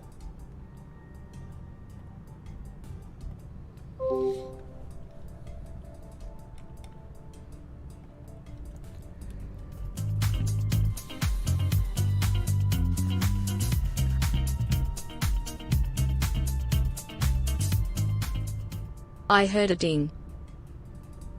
All right, here we go. An ex-convict was eliminated as a suspect Thursday in the slaying of two men in a local rooming house, and a $25,668 federal income tax lien was filed against the estate of one of the victims in double developments in the 4-day-old case. Police Chief George Jones said 4 women arrested during the investigation of the double slaying agreed, after viewing police photographs of an ex-convict, Michael Walton Layton, that he was not the gunman seen the night of the slayings. Layton wanted for a hold-up slaying at an Indianapolis, Indiana, had been tabbed a possible suspect because he fit the general description of the gunman. The tax lien was filed by the International Revenue Service, IRS, against the estate of hotel owner Willard Woodring, 42, one of the victims. The other was Richard G. Buchanan, 42. It was expected that Woodring's estate would include $44,500 in cash found in his car trunk. That must have been in that lockbox. After the slaying, R. Buell Smith, a Keokuk attorney, had been named administrator of the estate. One of the 4 women, Betty Andrews, 22, there's like these 4 women I read about in here. What was the deal there? Has been named administrator of the estate. I guess it was a brothel too, so that sort of opens up some more cans of worms there. One of the 4 women, Betty Andrews, 22, St. Louis, Missouri, who identified herself as Woodring's fiancée, escaped from the hotel where the men were killed only moments before the fatal shots were fired. Wow, what a miracle. Shortly after the slayings, she and the other 3 women were arrested on charges of inhabiting a disorderly house and have been bound over to the grand jury, with each being held for $2,000 bond. The other 3 gave their names and addresses as Dorothy Madison, 27, Peoria, Illinois, Barbara Sullivan, 31, Phoenix, Arizona, and Jean Lee, 21. The Layton photographs they viewed were sent here from Indianapolis. Robbery motive strengthened. He became a suspect in the case. So anyways, it seems like it definitely, robbery is the motive in this case. It's just kind of like, how did they know that these guys had this kind of money? The investigation of the October 9th murder, this is on the 18th, of the men in a Keokuk rooming house has simmered to a methodical check of leads and theories. Jones' department and Iowa State agents still harbor the theory that the murders resulted from an attempt of a young couple to rob the victims, Richard Buchanan, 49, Kelowna and Malign service station operator, and Willard Woodring, 42, operator of the rooming house. So Woodring owned this brothel. We have no new leads, and now we're checking out in detail a large quantity of information which came to us in the days just after the murders, Jones explained. The 2 were slain with a .38 caliber pistol after being bound by the bandit pair. Woodring broke loose and was killed by 2 shots as he resisted the assailants. Although $200 in cash was taken, more than $45,000 in Woodring's car and apartment. Those, you know what? These killers, when they kept reading these newspaper articles, I wouldn't be shocked if they blew their own brains out. All right, 503. What's going on? Especially when they heard that there was 45,000. Yeah, what's going on? Yeah, I wanted to talk about this case with you because I thought it was really interesting that all the women got away. Who's this? I'm Danny Mae. Don't hang up on me. Okay. Yeah. I'm kidding. Okay, so with the Woodring and the Buchanan people, like, why would they not kill all the suspects? I mean, that's my question. And I know that you don't have the answers, but those are questions that should be answered. Yeah. Like, they have, like, so much money. So, I'm sorry, I didn't get to hear, like, the last 10 minutes because I was trying to call in. And all that money in the trunk, all that money, everything that was scattered but not taken. Yeah, there was nothing scattered around. They just never found it. Right. And originally I thought, oh, the women must be involved because it was like a brothel situation. Am I correct? Or, you know, did I read it correctly? I don't know. I just think that one lady might be involved because she claimed she ran back after she heard the shooting. Okay. But she escaped and then ran back because she said, oh, yeah, I escaped, but then when I heard the shooting, I ran back. Well, that's the opposite of what a human would do after escaping. So I think that she might have something to do with it. But I was just still going through the case, actually. So. Oh, okay. I'll listen. Well, no. But don't hang up. Well, what for? I just want to get back to what what do you mean? I wasn't ready to take calls on this particular case yet. I wasn't even done going through it yet. Yeah, we got to go through it. I mean, well, no, I'm gonna go through it. I'll be going through it. Yeah. Okay. So, if that woman was involved, like you said, why would she run back in, right? And then at the same time, it's like, if she was involved with the murders, why didn't she take the money? I don't know. Yeah. All the money in the trunk. Yeah. And. Yeah, they didn't know that there was money in the trunk. That's why I was just saying right before you called. The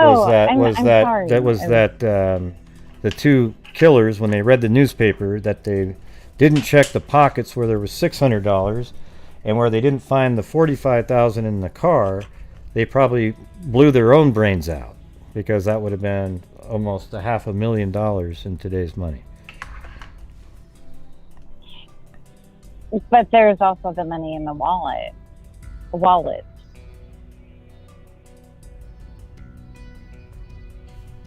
I don't know what you're saying. He had $600 in his pocket. They didn't find that. They only got $200 out of the whole robbery.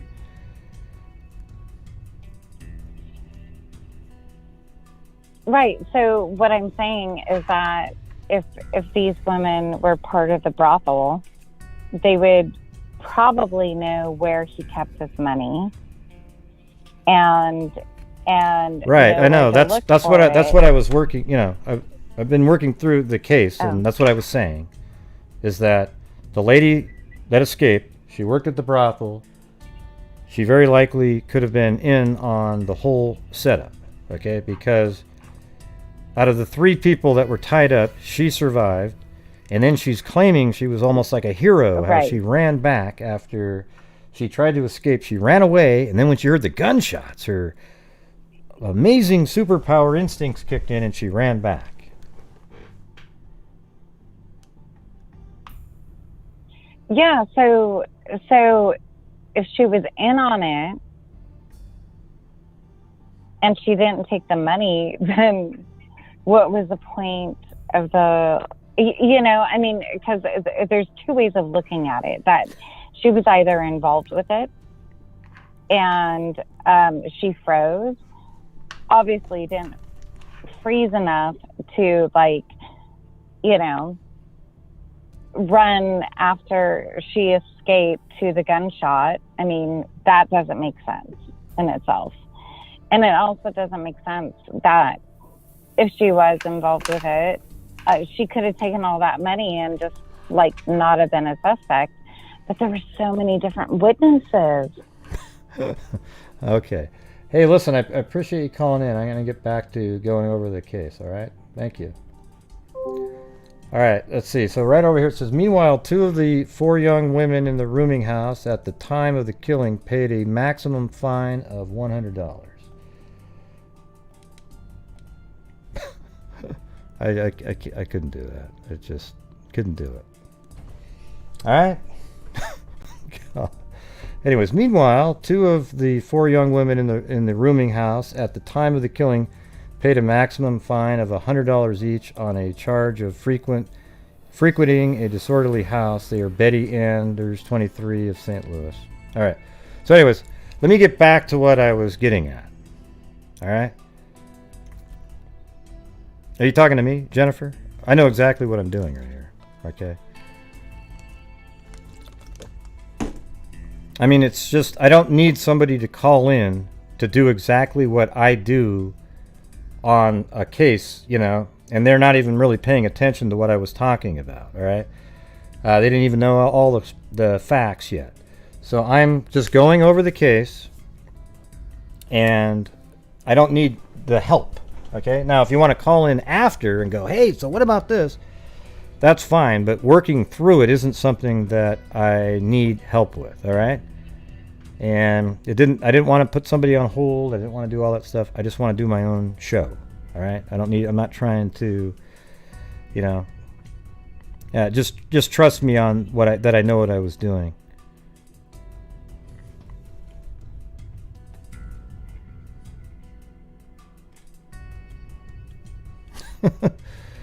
Oh, it's hard.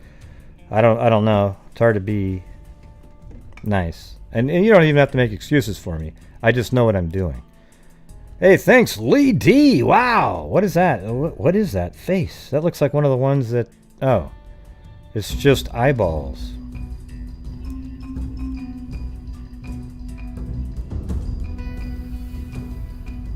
Back to you, Jim.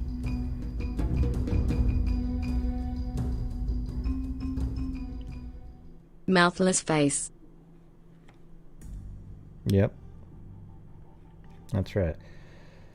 Okay, so here we go. Back to police sift Keokuk gun death clues.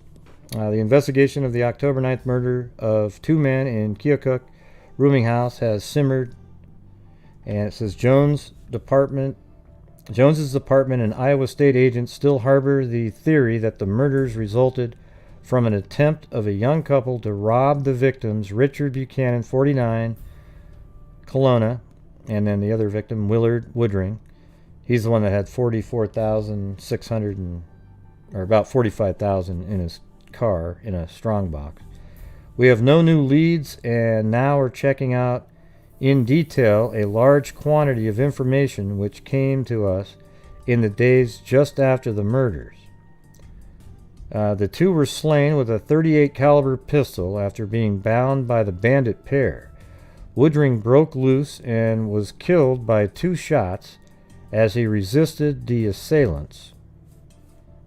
Yeah, see, that sounds, you know, the original reporting was there was a gun right to the back of the head, so you sort of wonder if, like, they, you know, he was trying to still get out and the guy just came running up behind him and boom, from right next to his head.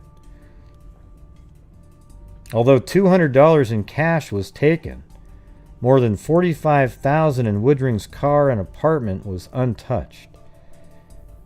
So that's what I'm saying. Those people probably blew their brains out. You know, they read the newspaper and it said $45,000 was left in the car and $600 was even in one of the pockets. And they're just going, we had it, man. We had it. Just think about that. That's just crazy. That's right. Ray, you're so mean. No. I don't do panels here where people call in and they just hang out and just sort of like, you know, try to throw in theories, because it really messes me up. I don't want anybody... Here's the thing. When I'm going through my cases, I don't want any ideas from anybody else. Like, when you're sending me a link... Because this is what happens. I've actually had people send me, 4 links, and then they talk about all their theories and shit. And then when I go through the information... what are you sorry about, Josh? Your call was fine. You just called in to say... hello, that was totally different. Okay, what I don't want is, people send me emails and they come up with all their theories and all this kind of stuff, and I don't want to hear your theory. Okay, maybe later after I've covered it or something, that's when I want to hear it. Okay, but beforehand I don't want to hear it because I don't want it to affect how I am looking at it. Does that make sense? Hey, thanks, Mag. I want to hear the sound. Does it come over here? Yeah, she was just pretending to...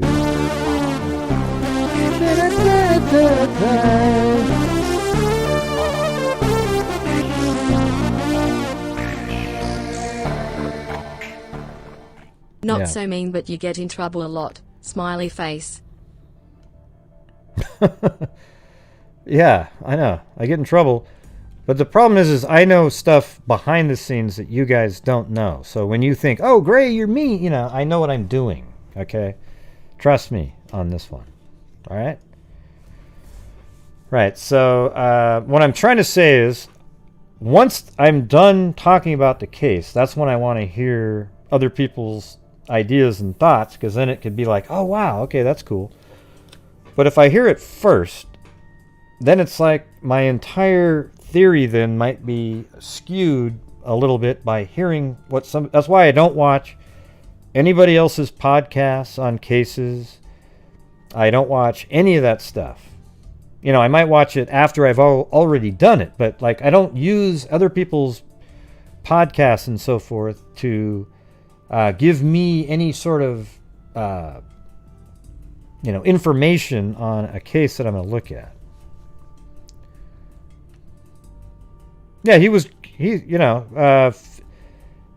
fill by vacation. Don't hide the guy. He was just doing the same thing. Gray, you're so mean. Like everybody, he said the same thing that we all say.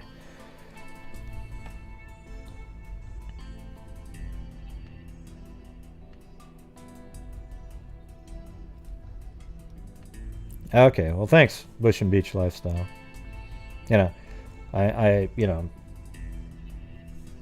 I just know I knew what I was doing right then. Okay? And here's the reality, is when I'm just going over cases, I don't need sort of somebody to call in to be my sidekick to try to figure out what's going on. Okay? I'm just going to go over it, and then when we're done, people can go, hey, Gray, what do you think about this or that? And then it's like, oh, yeah. You guys have done that a million times. As long as it's not like an alien theory, we're just fine.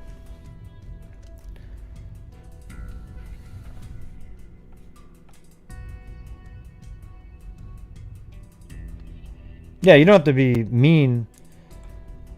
I don't know. I don't really know her very well or anything. I'm just saying I don't. I've already explained it. I'm not going to keep explaining it.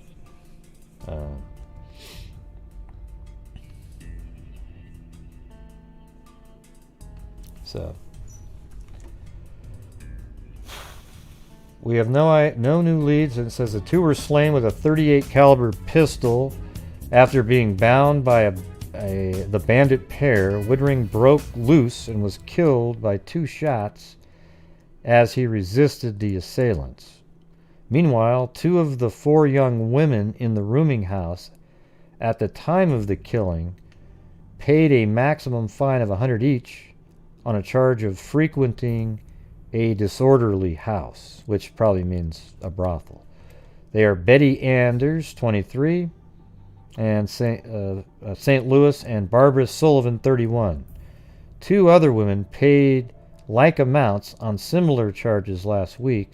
All 4 originally were held as material witnesses.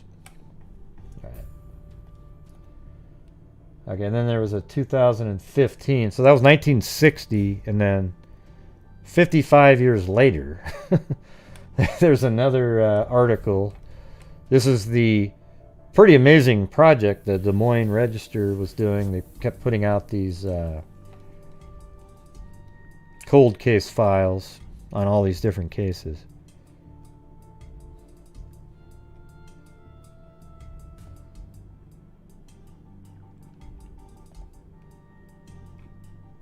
Yeah.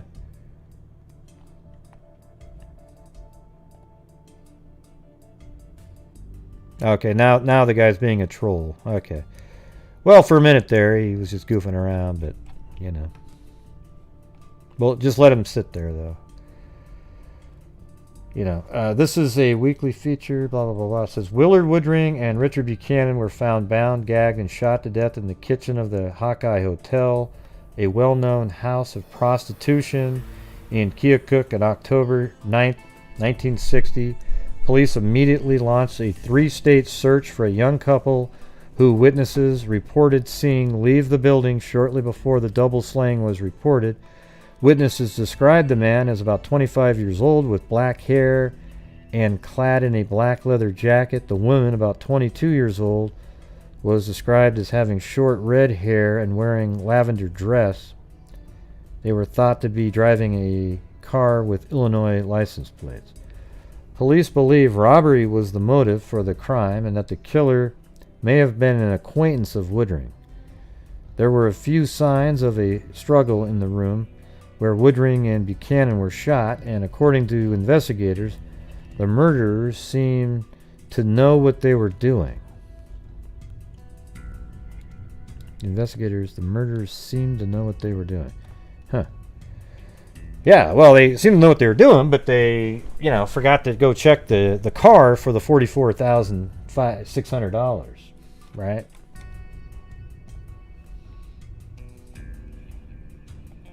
I don't know. I think they needed to check out the possible connection with the lady there in the brothel. These are the two guys right here. There's Willard Woodring. He's the guy that had $44,000.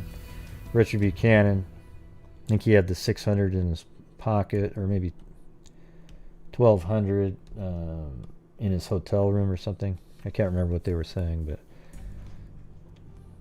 oh, and there's the trunk with the tons of cash in it. Look at the big smile. Look at that. Yeah. Look at the smile on his face. Yeah, you tend to have that after finding about $500,000.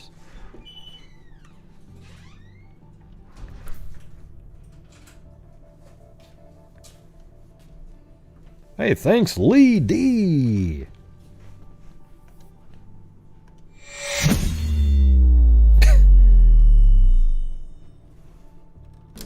Gray, you're so mean. Yeah. Well, you know what? Sometimes I just know what I'm doing. Yeah. Yep, Lee D just sends me to jail as soon as she types something in. That's what it means, man. It's like a negative, Love you, Grey and Freak family. Purple heart. That's right, Joshua. I'm always in jail at this point. You don't have to do spell check tonight, Josh, alright? Do you go by Josh too?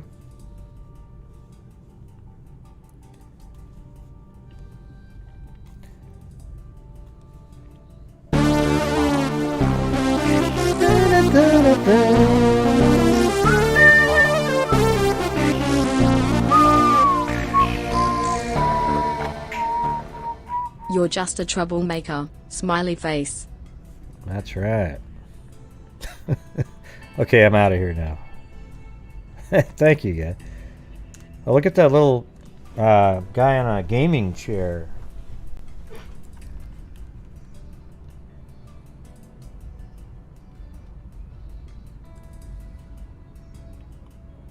Oh, look, it says, in Gazette article dated October 12th, 1960, police said they were working on the theory that the slayer was an acquaintance of the 42-year-old Woodring, who kept the vast amount of cash in a strongbox. 4 women who stayed at... Yeah, see, these are the women that stayed there.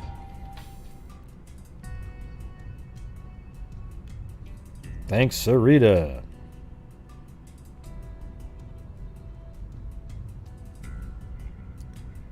What are you referring to, Susanna? What's impressive? Oh, that she typed in a sentence that made no sense? Okay, good. All right, let's see.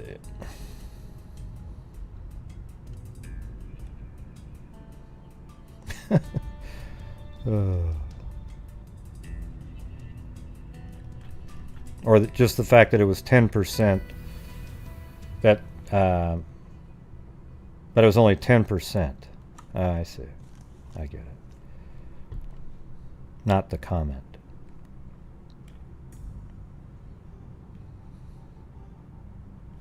All right. But thank you very much, Mag. Yes, I'm just a troublemaker. Ah, darn it.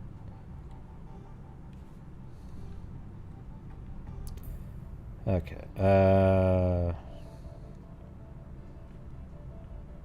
So this is the building right here.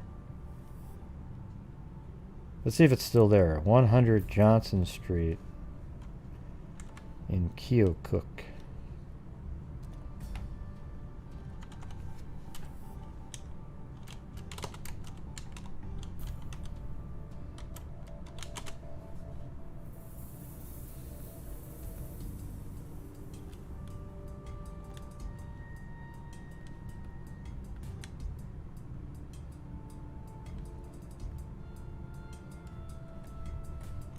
I'd say no at this point. 100 Johnson Street, nope.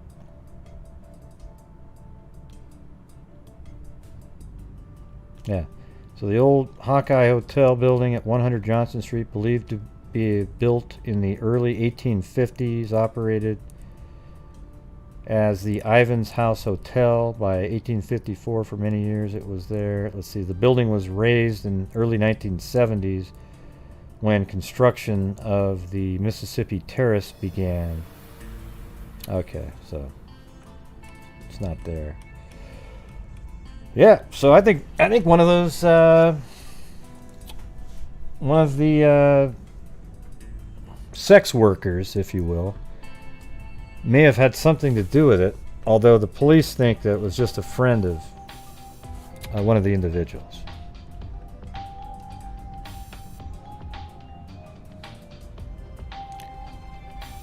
Like, it's supposed to be like this, Joshua. Watch. These are not the droids you're looking for. These are not the droids you're looking for. Yeah. Okay, so the guy was a troll. Alright. See you later, buddy. Hell, I even defended his "you're so mean" comment. Alright, anyways, let me get off of this case now. I'm going to be on to the next one. Got one more to do here. She was more like a beauty queen. Oh, wait. Oh, shit. These aren't the roids you're looking for. Yeah, I don't think I'm ever really looking for roids.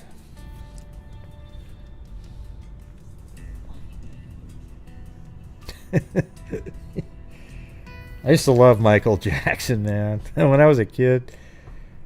Yeah, just graduating from high school. Yeah, he was just... Everybody wanted to be like Mike. Not Jordan either. Yeah.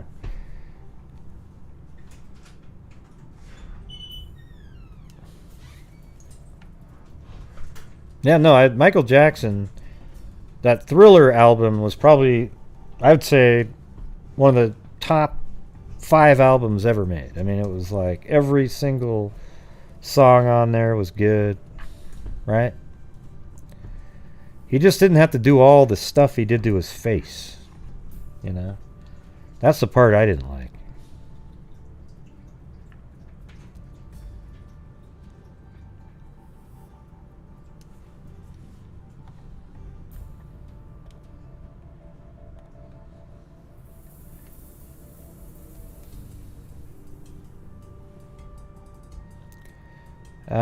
Just don't explain yourself, Susanna. Listen, you know, don't worry about it. Okay, you know, she's doing exactly what I thought her original intent was on this to be here. Okay, so just don't worry about it. Okay, you don't need to explain yourself. And no, you weren't. So don't try to pretend that you were. I had a gymnastics. I thought you said. You know what I thought you wrote there, Juju Positive? I had a gymnastics rectal to. I thought it said because somebody above said roids, right? So I thought you were saying I had a gymnastic rectal something, and then like something to smooth it out or something. Oh god.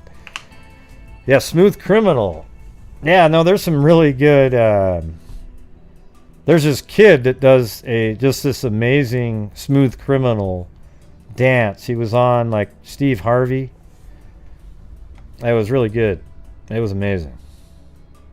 You see if you can look that up on YouTube. It's this little, you know, it's like a little white kid that's like 8 or something, or 9.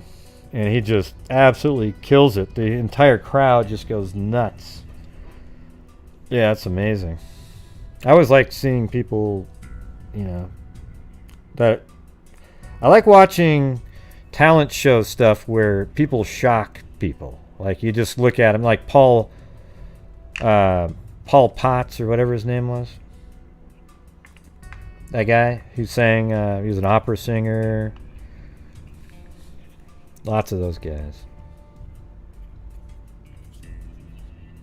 What are you talking about, Philip?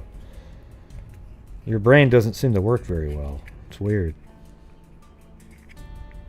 That was a floor exercise? Okay, cool.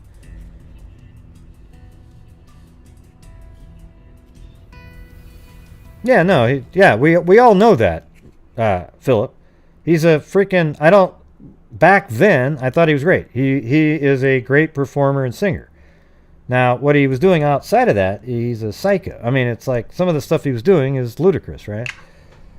But, people like Pete Rose, for example, right? Was he a great baseball player? Yeah, he was, right? So, just because the Hall of Fame and everybody kicked him out because he bet on baseball at one point. Yeah, we know that, Philip Baker, but you seem really kind of obsessed with it yourself. It's weird. You keep typing in that same sentence. You might want to look into your own activities. You know?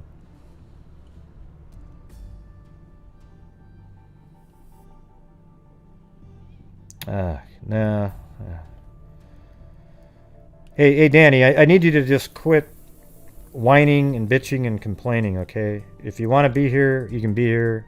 If you don't, I'm just going to have to remove you, okay?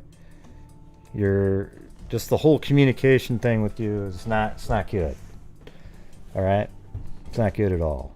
So I don't want any comebacks, nice little quips, some little things. It's just not going to work out.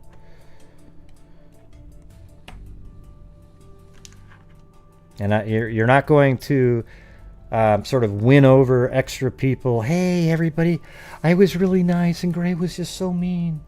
Because I'm just telling you, I've had communications on the side. Okay, so it's not really... I know what's going on. All right, so just understand what I'm saying.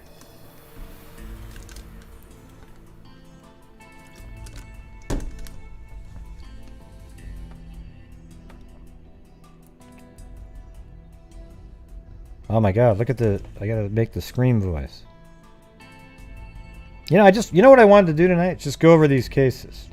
Now it turned into something else. It's wild. you know. People got upset about the whole narcotic thing, and then it just went on from there.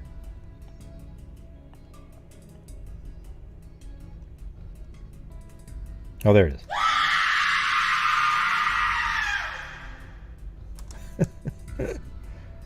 There you go.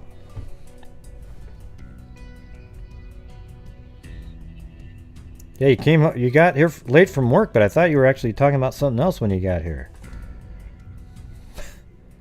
This is what I sound like, but I'm not a woman, right? But I just want to go like this.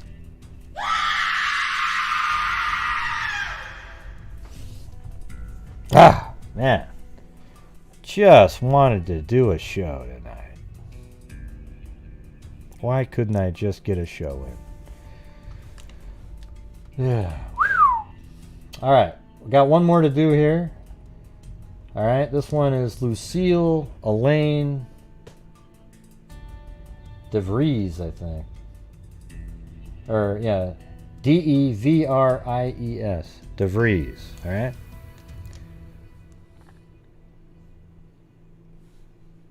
Alright, here we go.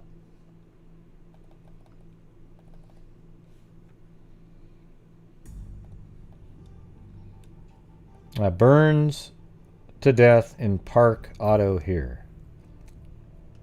It says Lucille DeVries, who died in her burning car Wednesday morning in June 1957, represented the Thornton American Legion Auxiliary at Hawkeye Girls State. This picture of her was taken at that time. Now 22, she was employed by the Iowa company Mason City Insurance Firm. Lucille Elaine DeVries, 22, 607 and a half. Let's see what that looks like. 607 and a half. Third Northeast, and this is in Mason City, I guess.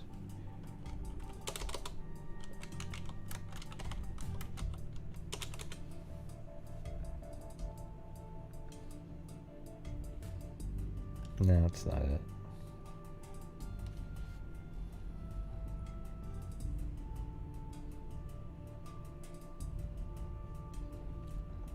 Yeah, it's supposed to be Mason City.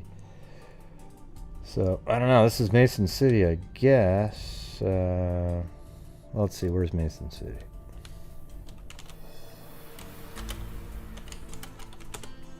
No, that's it. So. Alright, an investigation is being conducted by police, firemen, and Dr. J.E. Christopherson, county medical examiner. State fire marshals were coming to Mason City to assist in determining the cause of the fire. Dr. Christopherson, never heard that actually before, Christopherson, said, which really means the son of Christopher, said that on the basis of medical examination, so far death probably was due to burns. However, an autopsy was planned to determine if any other sort of injury could have been responsible. It was known that death was not from carbon monoxide, and blood alcohol testing showed an alcohol level well below intoxicating amount. Huh. So she actually burned to death. Man, that's awful. Why were the fire... Let's see. Major questions remaining were why the fire started and why the body burned beyond recognition was in the back seat portion of the two-door car. One explanation would be a slow buildup of fire from a cigarette or similar cause. Dr. Christopherson said there was paper in the rear seat that could have speeded the fire process. It is possible, he said, that one could awaken confused in a fire situation and go the wrong way for escape, or that one might inhale fumes and become unconscious while attempting to get to a fire in hope of extinguishing it. Man, this guy seems like he's really like looking for something here. I don't know. I like for escape, or that one might inhale fumes and become unconscious while attempting to get to a fire. I don't know. Anyway, one person from the neighborhood who drove by the scene only about 15 minutes before the fire reported believed that the car then was parked with a door open and dome light on. However, Miss DeVries' roommate, Judy Siskow, reported to officials that she had awakened and smelled smoke some 45 minutes earlier and returned to bed after failing to locate the source. Firemen received 3 calls in succession reporting the fire, with the first call coming at 4:12 a.m. Miss Siskow, one of the callers. By that time, she was aware of smoke and could see from the upstairs apartment that the car was burning completely. However, that was her roommate that called at 4:12. When firemen arrived, the entire inside of the car was ablaze. Heat had smashed out the closed car windows and caused the metal car roof to sag. Wow. Firemen were unaware that anyone might be in the car until Miss Siskow told them at the scene that her roommate was not at home and could still be in her car. The interior of the auto was so badly burned that only the springs of the auto seats remained, except in a rear seat portion protected by part of the body. Parts of the dash were melted. The car was parked in a drive only a few feet from the house. The soaring flames, scorched the edge of the porch roof. It's kind of hard to read this. It's curved in over there. The investigating officers were attempting to learn where Miss DeVries had been in the time just before the fire, partly to tell definitively if there was opportunity for slow building up of fire in the auto. Police were told that she drove from the Frontier Ballroom alone about 1:30 a.m. She was employed there on a part-time basis. It was not determined immediately whether she went to her home at once. Miss DeVries was the daughter of Mr. and Mrs. Gerald DeVries Thornton. Funeral arrangements are incomplete at the, Wart Nabby funeral home. It's hard to read that. So, anyways, there you have. Let me show you. I have a picture of the, that's actually the car in the newspaper there. That car would probably be worth a lot of money today.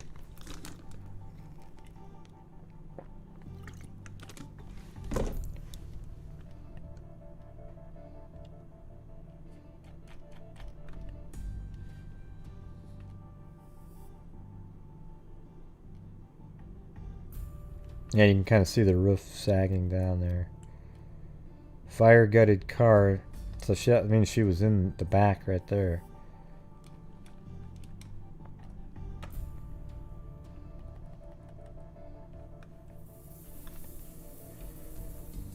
See, now look what they put in here. The early morning death of Lucille Elaine Devries, 22, of 607 and a half 3rd Northeast, in her burning car Wednesday was ruled accidental and due to fire. An autopsy by Dr. J.E. Christopherson, county medical examiner, and an inch-by-inch study of the fire-gutted auto gave no evidence of foul play or of the fire having been other than accidental.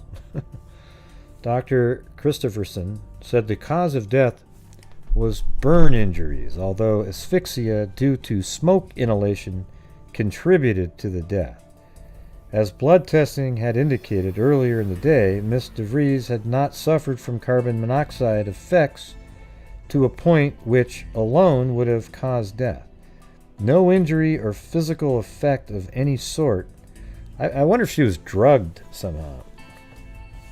Fire Chief A. Boyd Arnold said the auto examination conducted by police firemen and state fire marshal's office men yielded no evidence to contradict the idea that fire began with a smoldering condition from a source such as a cigarette.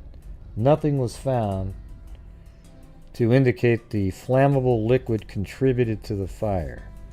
Dr. Christopherson said fatigue resulting from work on 2 jobs could have resulted in her death. Oh, now you're blaming her for working 2 jobs, yeah. She had been employed, so she just, instead of going home and getting up into her apartment and going to sleep, she decided to sleep in her car. Is that what you're... She had been employed as a secretary and also worked nights as a waitress at the Frontier Club. He theorized... See, look, this is one of those guys, this guy here sounds a lot like the medical examiner in the DJ Ficky. You know, a lot of just sort of, you know, random thoughts and just kind of, yeah, this got to be this. And it's just crazy. He theorized that Mrs. DeVries discovered a fire in newspapers. So she's just sitting in the... Oh, look, there's a fire in the newspaper in the back seat of her car as she drove home from her night job. So she's in the front seat, looks back behind her and sees a fire in the back seat. So I'm going to go through... I bet you... I haven't even read this yet, but I'm already sensing it's going to be idiotic sounding. So he theorizes that Miss DeVries discovered a fire in newspapers in the back seat of her car as she drove home from her night job. She could have been overcome by smoke and heat as she attempted to beat out the flames, he added. Well, wouldn't she have just gotten out of the car, though? I mean, that doesn't even make any sense. She was driving the car. What did she do? Climb back over?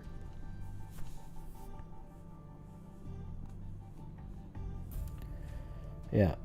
She could have been overcome by smoke and heat as she attempted to beat out the flames.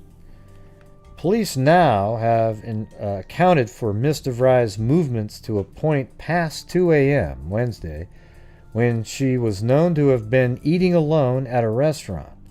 The fire was discovered in the parked car at her home 2 hours later. Officials said it is possible that smoldering in the upholstery could have been building up. See, yeah, right. See, this is what always happens. Yeah, it's possible. Okay, that's it then. I think the odds of this are so low, it's just astonishingly stupid.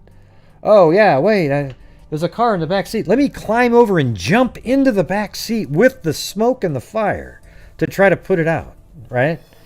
What you would do is have the car door open and you would try to pat it down, but then you'd get the hell out if something started. You wouldn't just, oh, I'm overwhelmed, and then, you know, it just doesn't happen. Okay? Some checking still is to be done, Arnold said, but the only real question remaining are the approximate time of which the fire started and the exact fire cause. Yeah, right here he says. Officials said it's possible that smoldering in upholstery could have been building up without detection, even from the time she first entered her car at about 1:30. Okay, then why was she in the back seat? Okay? She drove the car. How did she get back there?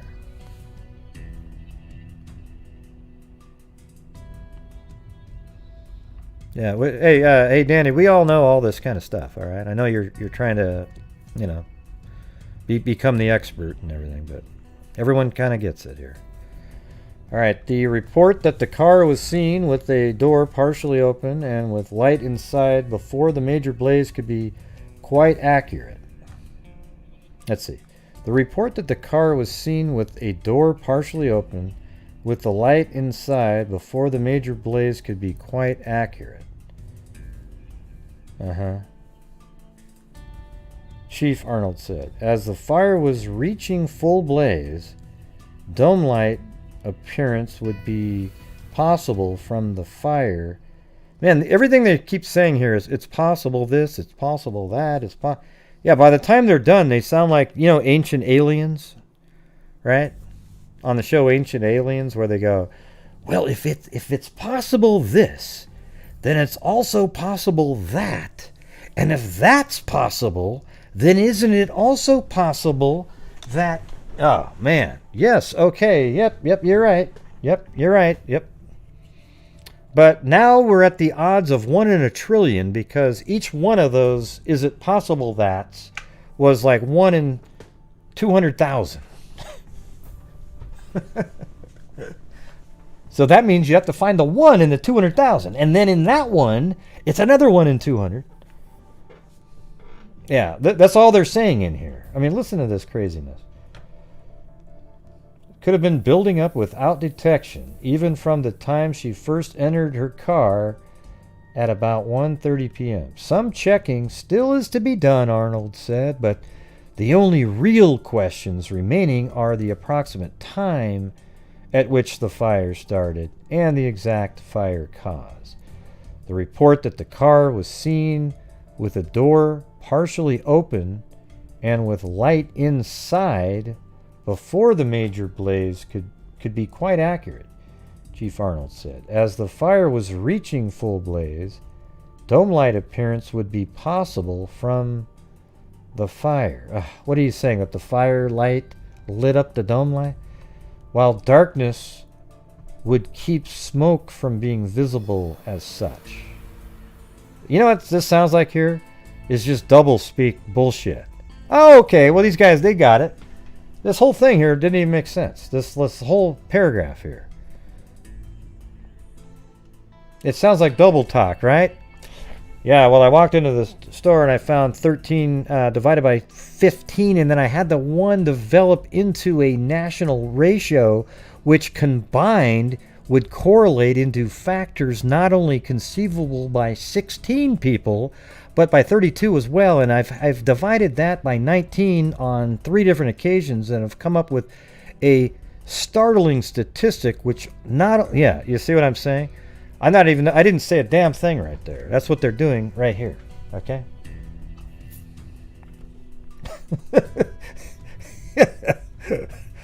This is stupid shit.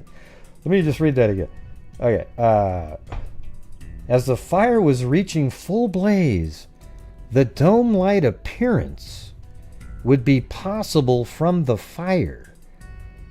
Okay, are you saying that the fire would make it look like it was lit, or within the fire you would see it, but then who the hell would even be noticing a dome light at that point?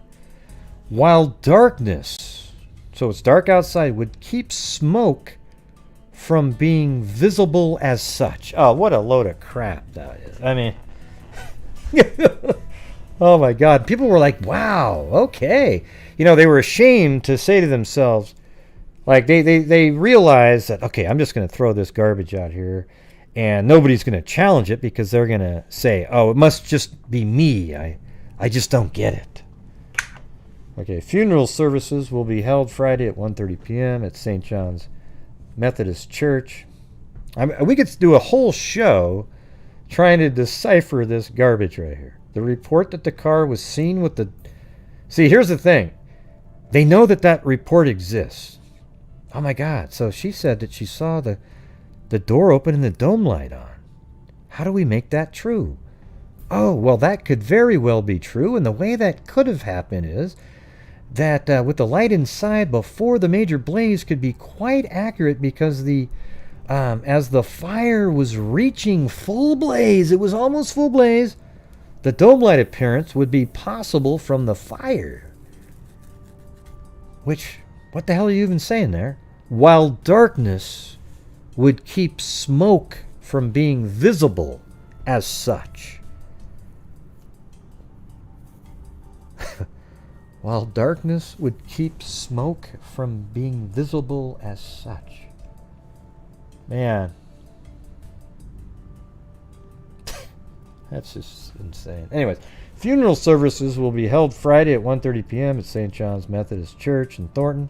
A prayer service will be held at 1 p.m. at the Whartonby Granite Chapel in Thornton.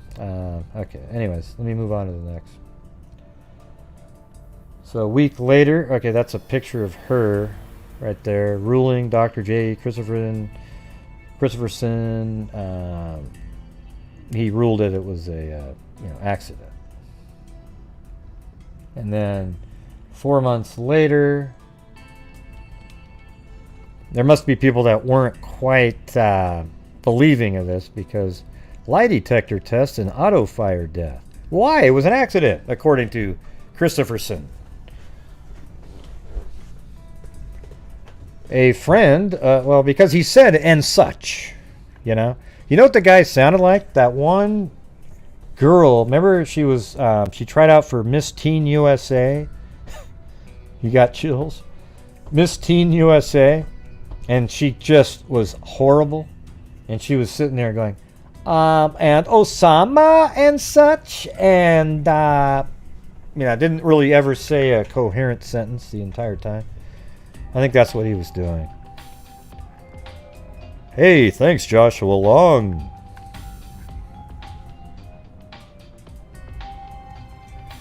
Yeah, what was funny about that one, Kubi, was the look on... I got chills. The darkness. I forgot his name, but who's the guy that was on Saved by the Bell, the dark-haired guy? You know, the second ranked character on the show. Yeah, he was like, what in the hell? Yeah, Mario. He's like, what in the hell are you talking about? You could just see it on his eyes. If you guys haven't seen it, go look that sucker up. All right? You guys are like, how do you even know Saved by the Bell, Gray? Hey, come on, that was okay of a show, you know? Yeah, just for a little bit there. I don't know what it was. I hated Screech. Like, that guy was... And he turned out about exactly as you would think he was.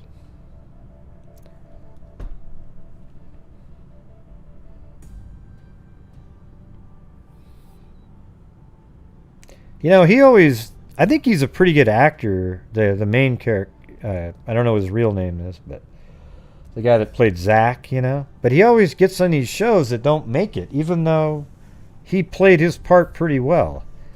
I don't understand that part. And then you got the guy that was in Bones. Every single show he's ever in is a freaking hit, you know. You know, he was in Angel, then Bones, and then now he's in SEAL Team. I mean, he doesn't fail. It's amazing. Oh, yeah.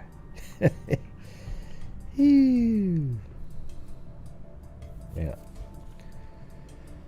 All right, now let's get on to this part. See, a friend of a young woman who was found dead in her auto here will be given a lie detector test. What, is that the roommate? The body of Lucille Elaine Devries, 22, an insurance firm secretary and restaurant waitress, was found at 4 a.m. October 10th in her burning car in front of her apartment. Officials said there are a lot of unanswered questions about the case. Name of the friend to be given the test was withheld. State agents and the state fire marshal's office have been working on the case with renewed interest lately. Well, why?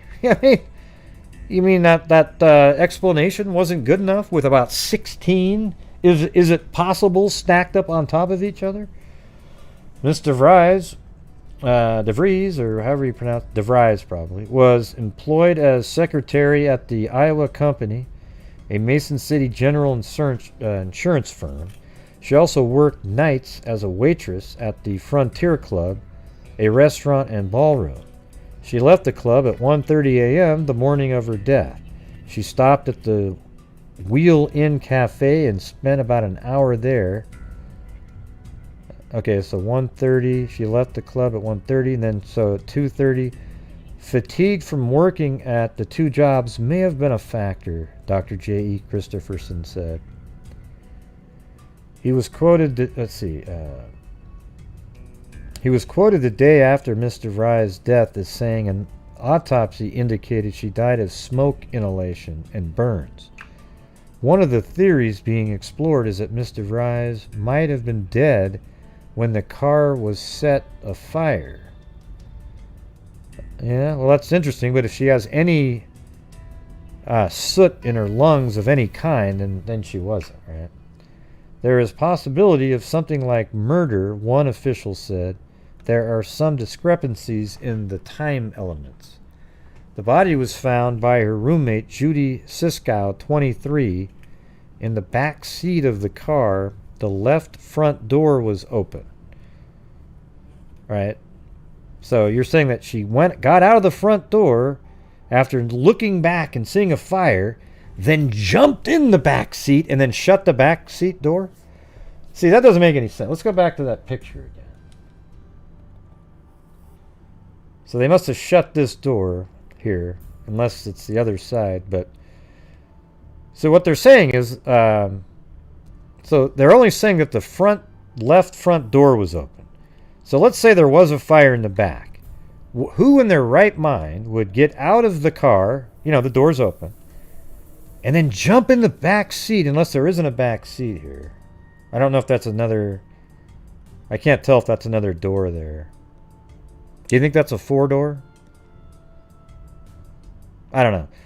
Anyways, who would go back and then sort of jump in with the fire? I mean, nobody would do that. It's ridiculous. What are you saying no to, Mag? I don't know what you're saying.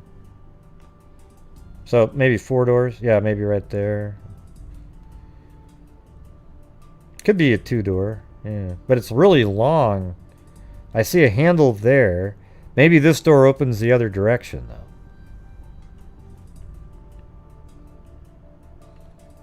Well, shit. Can't we...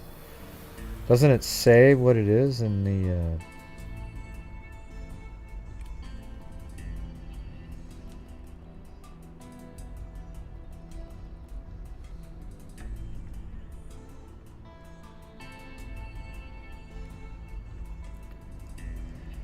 There were extensive...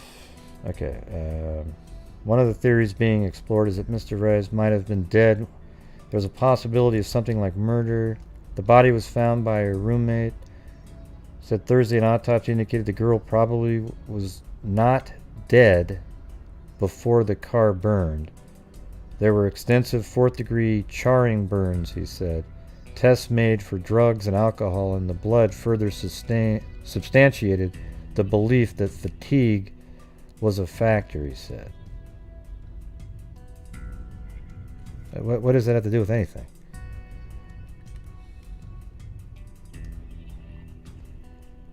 Had said, quoted, one of the theories indicated she died from smoke. Where's the part where it said the door? I don't see that anymore.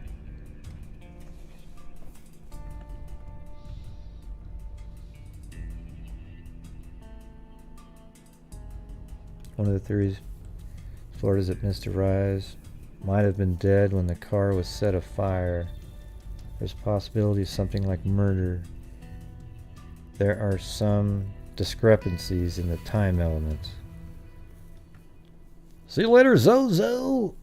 The body was found by her roommate, Judy Siskow, 23, in the back seat of the car. The left front door was open. See, why would you say front door if there wasn't back doors? See, that's what I was looking at. See, you wouldn't... Why would you need to say the left front door was open? Wouldn't you just say the left door was open because there would only be 2 doors, right? So that's what made me think that. How about that, Mag? What do you think? Why do you think they would have said the left front door? I'm not saying it isn't just a 2-door. I'm just saying I wonder why they would have said that.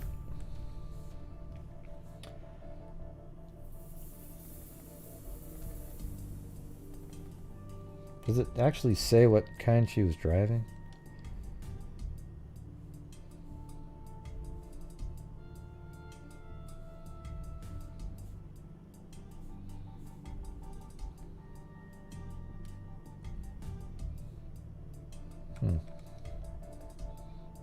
It looks like a pretty common, I mean, like a classic.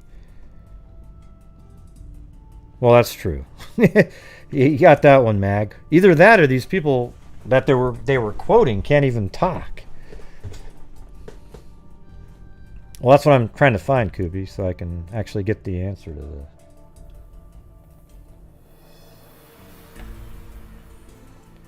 Alright, so this is this longer article. I mean, it's really... Let's just see if it's in here. Whether or not some new sort of evidence is turned up, there should be little room for doubt at the end of the Lucille Devries death case that investigation was carried out to the fullest ability of all concerned. From details allowed for publication now, the several groups cooperating in the work have probed areas ranging from life histories to such items as time clock card and a car door spring. 4 months work, including many 16-hour days for police and fire department men. Men with help of state agencies has not yielded evidence of foul play in the death of the young woman found in her burning auto October 10th. Even those whose stories are being confirmed by lie detector tests cannot be called suspects. Yet the scarcity of new pertinent knowledge has not ended the investigation, although it reasonably could have some weeks ago. What has been learned? Most of the story is not different than what was known at the time of the death, in spite of the constant review and work on a mass of physical evidence and statements by up to 100 persons interviewed for one reason or another. And there is no easy way to summarize 4 months of work readily.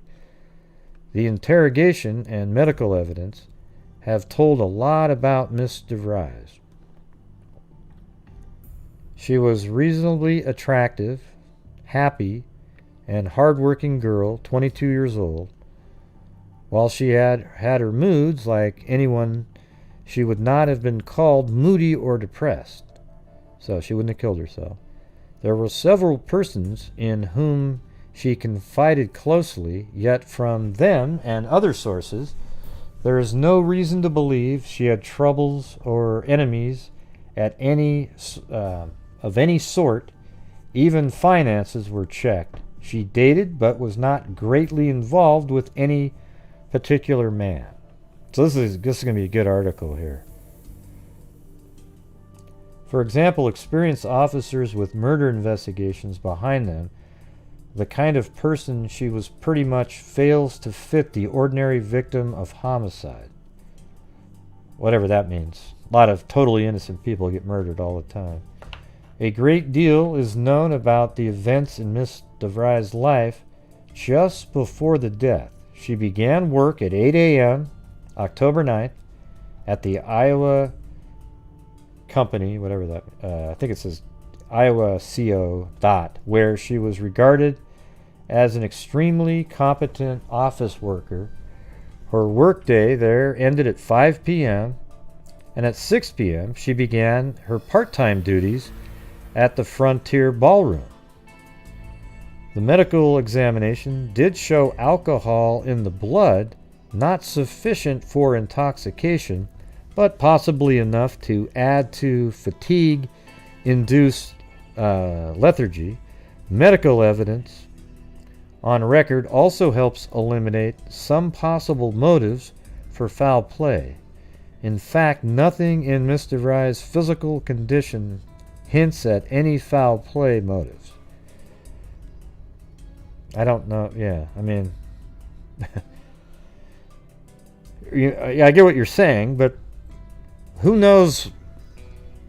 I think it's weirder to think that she just sort of jumped in the back seat to put out a fire than there to be some other sort of unknown reasoning why she was back there that you haven't figured out yet. In fact, nothing in Miss Devries' physical condition hints at any foul play motive. Several reliable witnesses saw the auto not long before the fire was reported, and one of the things seen created a puzzle for a time. One car door was reported to be open partway, yet firemen who arrived to fight what they assumed was a routine car fire were sure they opened it to start their work. So they think it was closed at one, and it looked closed on that the one image we saw, although it should have been open because they came and opened it to put out the fire. At 1:30 a.m., October 10th, 17 and a half hours after her workday had started, she ended work at the Frontier Ballroom. What she said and did through the day and night are known in broad outlines from statements of a variety of persons. The young woman, tired without a doubt, but otherwise normal, left the ballroom alone. Then she arrived at the Wheel-In Cafe at the north edge of the city, where she ate. Again, there were witnesses, and it is known she left alone at about 2:45. Okay? Then comes the blank that investigators have hoped to fill in. See? There's this huge gap here. At 4:10 a.m., there was a car fire reported besides 607.5 3rd Northeast, where Miss DeVries shared an apartment with Judy Siskow, a friend since school days in Thornton. Firemen extinguished the roaring fire inside the car. Look how much better the writing this article is now. I mean, this is like every single tiny bit of detail. And there's nothing like this in today's, when people write a story. It's not even close. This has everything. All right, so let's see. A friend since school days in Thornton, firemen extinguished the roaring fire inside the car and found the young woman's body in the back seat. In spite of the public interest in it at the time, the location of the body is not considered a vital point in the investigation. Why not?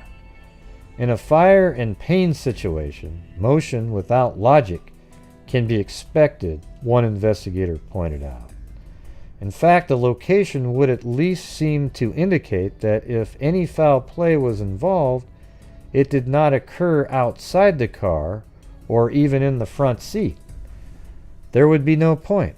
There's also no point that she would go back into the back seat where the fire was that you claim started. It is believed for one to move to the there would be no point, it is believed, for one to move a helpless or dead person into the rear of a two-door car when the front seat would serve the same purpose. Well, how do you know something didn't happen to her? Oh wait, what did it say? Believe for one to move a helpless or dead person into the rear of a Hey, there you go, you got it. It's a two-door car. Mag, you got it. I was hoping it would be in this article somewhere. See, there it is. It is believed for one to move a helpless or dead person into a rear of a two-door car when the front seat would serve the same purpose. But maybe there was another reason she was in the back seat. And maybe she was, I don't know what, how do you know what she was even wearing if she had 4 fourth-degree burns on her, right? I mean, did her clothes, was it still on there? Well, I mean, she could have been sexually assaulted, and then I mean, I don't know. How can they tell anything? How do you know she wasn't strangled? Because she was burned so badly, it sounds like. She was in basically an inferno. How would you know if there was any marks or anything on her neck or anything? I mean, 4th-degree burns.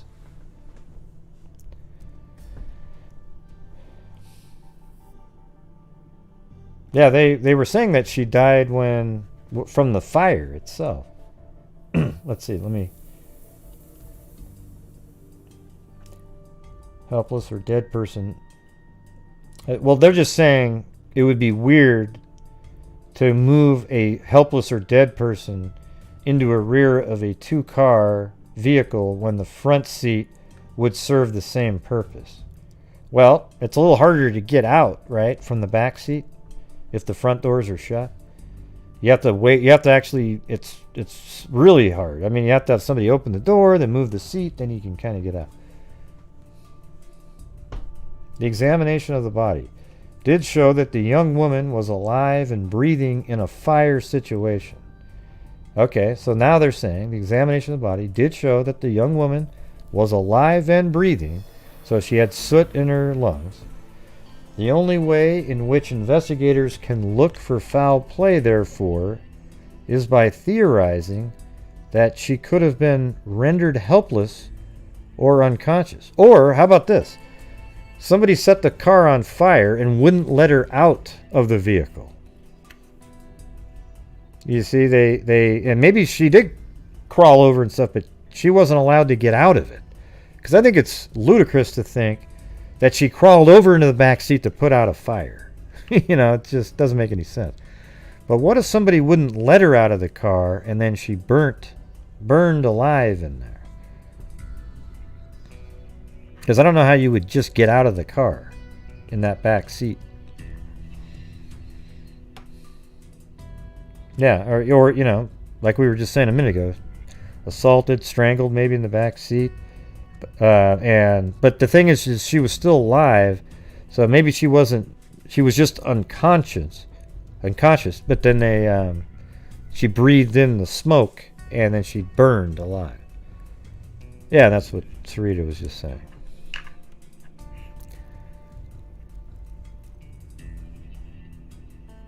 Oh, crazy. Even, let's see.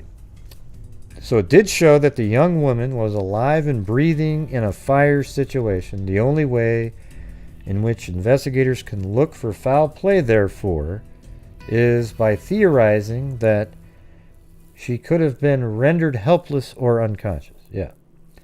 Even that becomes somewhat difficult because of the thorough medical examination that was possible in spite of the severe surface burns. There was, for instance, no skull fracture or concussion, no choking, okay, no broken bones, no smothering sufficient to how do you know she wasn't smothered, though? Because that's just covering somebody's mouth, and there wouldn't be any signs for you to see, and then she just was passed out. In fact, nothing indicating other than a fire cause of death.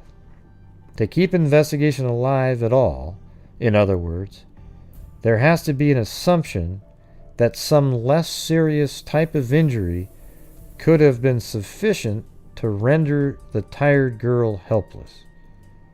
Throughout examination of the auto, however, thorough examination of the auto, however, showed that the car door was burned in a manner indicating it had been open.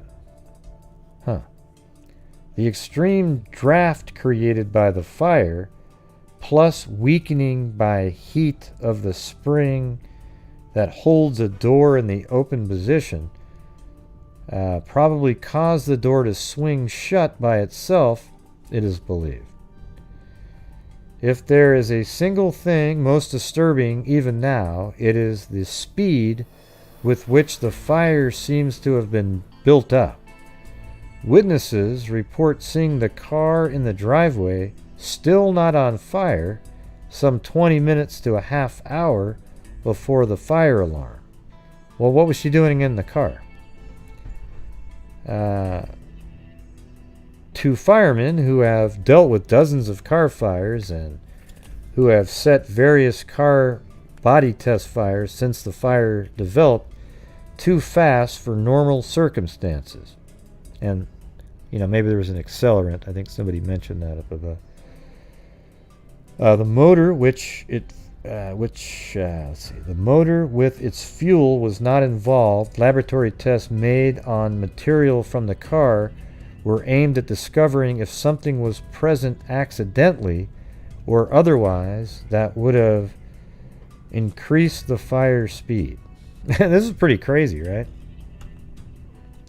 I mean, it does seem like they really, the medical examiner was doing the double speak shit a little while ago. But they really do seem like they've tried to figure whatever the hell happened out. Products were ruled out by tests completed October 23rd, while material did show evidence that there could have been some other type of flammable liquid. The substance found also can be chemically present in clothing and other materials. A second test, which was run in December, ruled out one such material, unvulcanized rubber such as used in elastic. That still leaves dozens of normal reasons for presence of what was found. Testing cannot narrow the findings further. The statements of witnesses who saw the car before it was burning have been reviewed as late as last week and seem to be positive.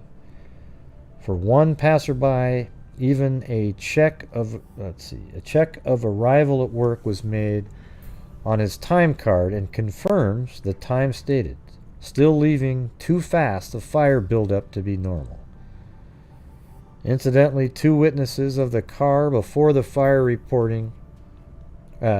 report seeing it in different locations on the driveway in which it burned. It could have rolled, investigators said, or it could have been moved. The drive does have some slope.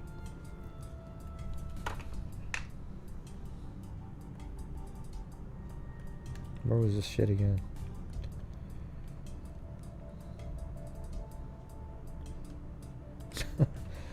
Yeah, this is crazy. I don't know if this is interesting for you guys, but for me, this is almost like you're in the forensic lab or something with these guys at this point.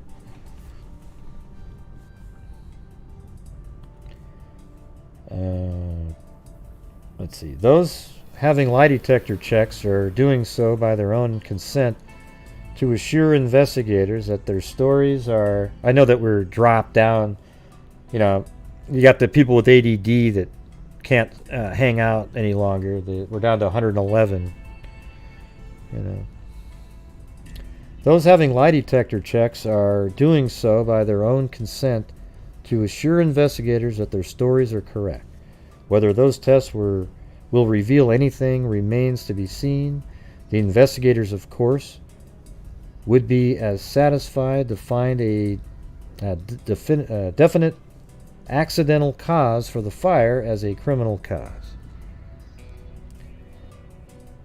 If it can be established that death was due to foul play, there will be a criminal involved who had extremely good luck, excellent planning, or both. His motive and previous contact with the young woman have not been obvious in spite of hours of conversations with her contacts. He or she was not seen traveling with Miss Devries on the night in question.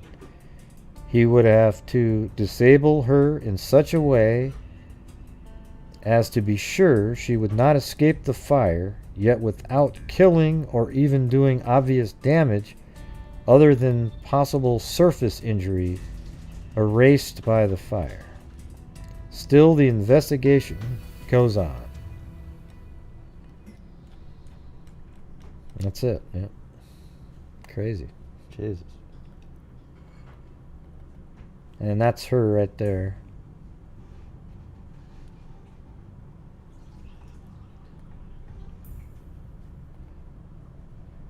I wonder what it says in this one. They got that same newspaper article.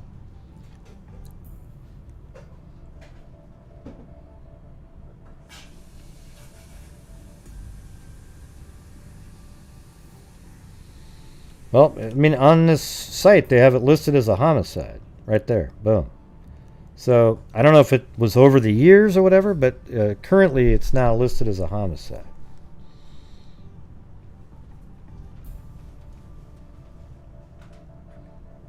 And I think it was all because they read that one doublespeak article and they went, yeah. But I understand what they're saying. They haven't found anything. And sometimes people die in weird ways. It just doesn't make a lot of sense to me, their theory that, okay, she was tired, she's driving home, and then she looks behind her, notices a fire, and then she, jumps back into the back seat to put out the fire, and then was overwhelmed by the smoke and the fire, and then dies. I don't know. That just sounds insane. I don't know anybody that would do that. I think most people would immediately jump out of their car, try to find some water of some kind, and throw it on there. You're not going to just dive back there like it. So, that is a cold case. It's still open. Anyways, that's it, everybody. You guys, you can sit around and chat for a while if you'd like.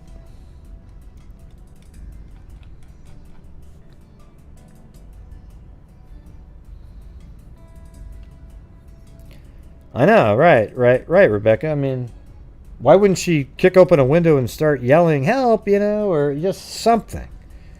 Something doesn't make sense here. I think she was unconscious when the fire started and it burned her. I didn't even think she felt the fire. I think she was out of it. And she could have been, there might have been a drug in her system that they weren't able to detect, right? I mean, doesn't chloroform something that's hard to detect? Something like that? I mean, I'm just throwing that out as an example. Yeah, but they did the drug test. They didn't find any.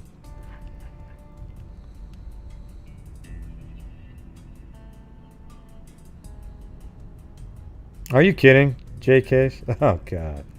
Oh, shit. Time Magazine's a joke. Ah, jeez. Not the guy that got the vaccine, huh? Yeah. Okay. Yeah, so it goes away quick, huh? Yeah, I thought I read that too.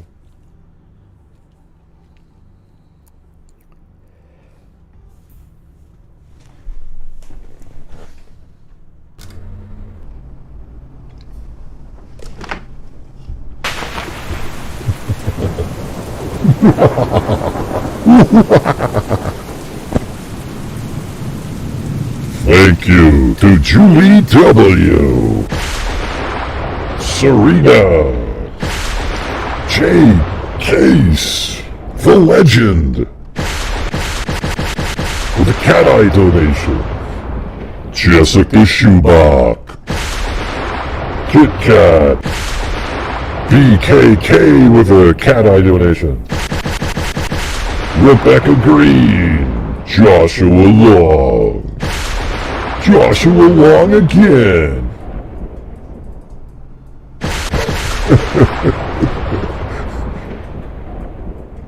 Oh, wow. Wow, what happened? Oh my God. What? What happened? I forgot my name. Oh, wow. How did you forget your name? I was 3 sheets to the wind. All right. So thank you, Layla, my Layla. Thanks, Kobe, Zozo, Cairo. He heard a ding, he said. Lee D. Mag with a cat eye donation. Lee D. Mag with another cat eye donation. Boom! Sarita. Joshua Long. And Joshua Long again. He got chills. Oh, man. Oh my God. Oh my God. What? What, Gray? What? I'm John Boy, not Gray. Oh, yeah. What, John Boy? What? I forgot my name. Oh, wow.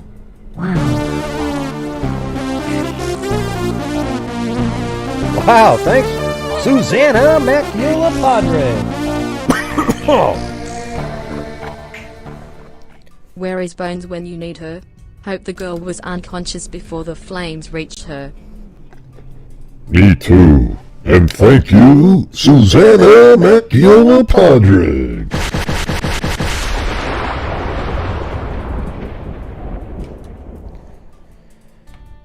Yeah. Awesome. Well, thanks, everybody. Really appreciate it. We're going to go ahead and do the, you guys can chat for a while. All right? So make sure that you maintain your social distancing, wash your hands, wear your masks, and hey, the vaccine's coming out soon. Be one of the heroes and take the damn thing. Don't let everybody else be the guinea pigs. I guess it's pretty safe other than if you're somebody that's really allergic to shit and you need EpiPen. Like the kind of, when you need EpiPens. Those people are struggling a little bit with it. Yeah, I can't wait to take it. Man, I'm excited. Pumped, stoked. Yeah. Don't let the media kind of trip you out on that shit. Well, thanks, society's nuisance.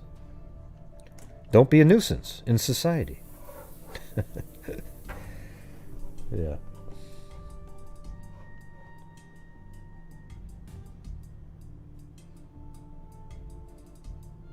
To be an A&E. I don't know what that means, but... My brother coming on... I don't know, maybe. One of these days. Have him come on again. That's right, I was going to ask him to do that. Forgot. But anyways. Alright, everybody. Thank you very much. And everybody... as Jay said above, everybody, let's all applaud the person of the year as... Joe Biden and Kamala. They deserve it, man. They've really done so much for the world, and I really, I feel like we all just owe them a lot of thanks and gratitude for the absolute amazing... Wait, they haven't done a damn thing. Okay. Yeah. All right, everybody. Thank you, and until next time. I was joking, everybody. I mean, you gotta admit, that's a crazy choice for Person of the Year, right? I mean, seriously. All right, everybody. Thank you very much. And as I always say, everybody, until next time, be safe out there. Yeah, I've been doing this true crime thing for quite a while now. And during this whole time, I have not seen one person that is a... crime detector. I'm a certified human lie detector. Gonna get ya on a stretcher if you try and play me like an old projector. Crime sector. That's right. Here's my nectar. Professor Gregel's gonna give another lecture. Crime collector, freak connector, and I'm always gonna be a pup protector. Fool deflector, Interceptor. And I mean a interceptor with a vector. on his pector With all respect, Joe. Just remember, I've a temple fucking check ya. I have no agenda. I'm a pretender. Then I give it to you straight without a blender. And in the end, I'm gonna send ya on a mission to reveal the true offender. Yeah, so I'll just get right back to work. All right, everybody? Alright, man, that was an interesting show. Man, that was really cool. I mean, the other show when you were talking about the one before the time, before the what? Oh, what in the hell were you just saying? Well, I was trying to sound like that one medical examiner who said absolutely nothing. Oh, yeah, that's pretty good. Hey, not too bad there, Mary Lou, not too bad. All right, good night, Mary Lou. Oh, what do you think that makes it so we can be polite to each other? Well, I was hoping so. I guess not. Good night, Mary Lou. Good night, young boy. Hey, that almost worked.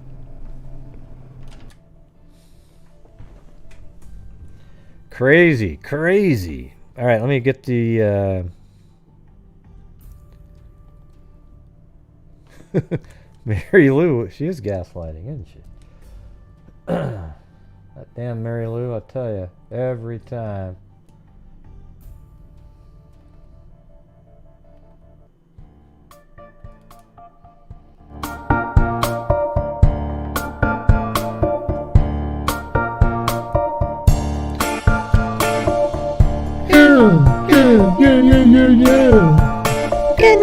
J case, your base.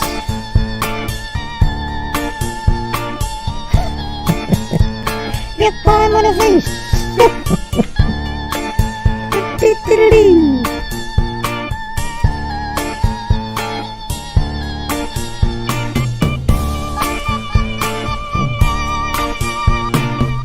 He's got a red face.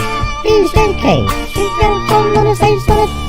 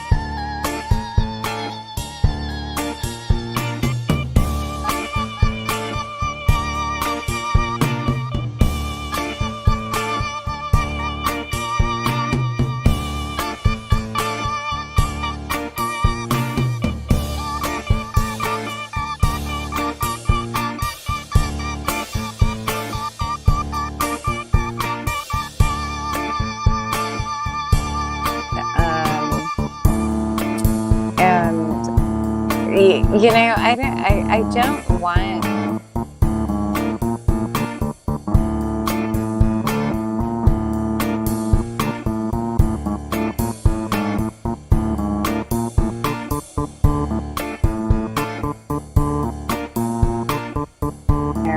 Ciao, ciao, Marita.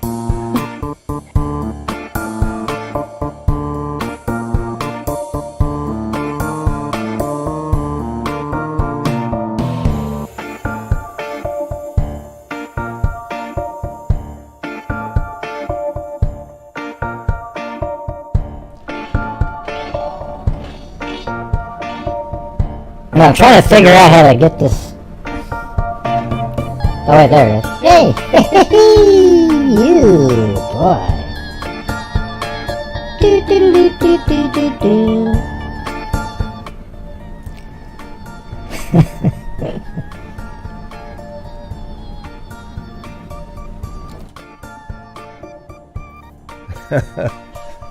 Hey, what happened, Sarita? What'd you do? Did you slip and fall? Oh yeah. Are you talking about when I was trying to play a video?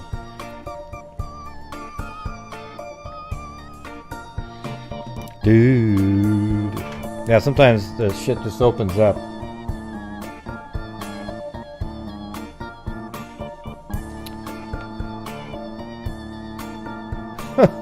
Are you okay? Was it that bad?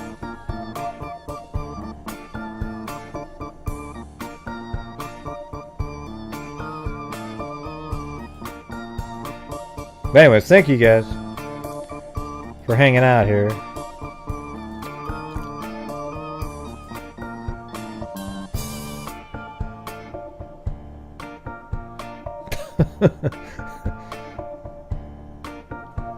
Sarita. Wait. Sarita Hilly. She ain't no hillbilly. Anyways, yeah, that was an interesting show. I'm actually liking going through these older, I don't know. Some of these older cases are so interesting. Yeah, they're really, they're crazy, right? They're, yeah. I don't know how to explain it, but you don't see anything like that today where you can just go through. I guess what's interesting about it is when you got these new cases, you're just sort of limited to, okay, who's putting out an article, and that. But when it's something happened a long time ago, you can go back and find all of the reporting on it that went in the newspapers, if the right newspapers are out there. Seattle, the state of Washington is crap. There's like nothing available. So, anyways, everybody, that's it. Hope you guys enjoyed your hanging out and chatting. Every time I see Susanna, there's always a mention of some dogs, man. Every time. Yeah, that last one was crazy because it was so detailed. It was just it was working through, what was crazy though was the medical examiner's comment. I don't care how many times you read that, it makes no sense. It was just total double talk, trying to get people to go, oh, okay, well, he knows what he's talking about. We don't care what it means. Just trust it. So, anyways, thanks everybody. And we'll see you guys tomorrow.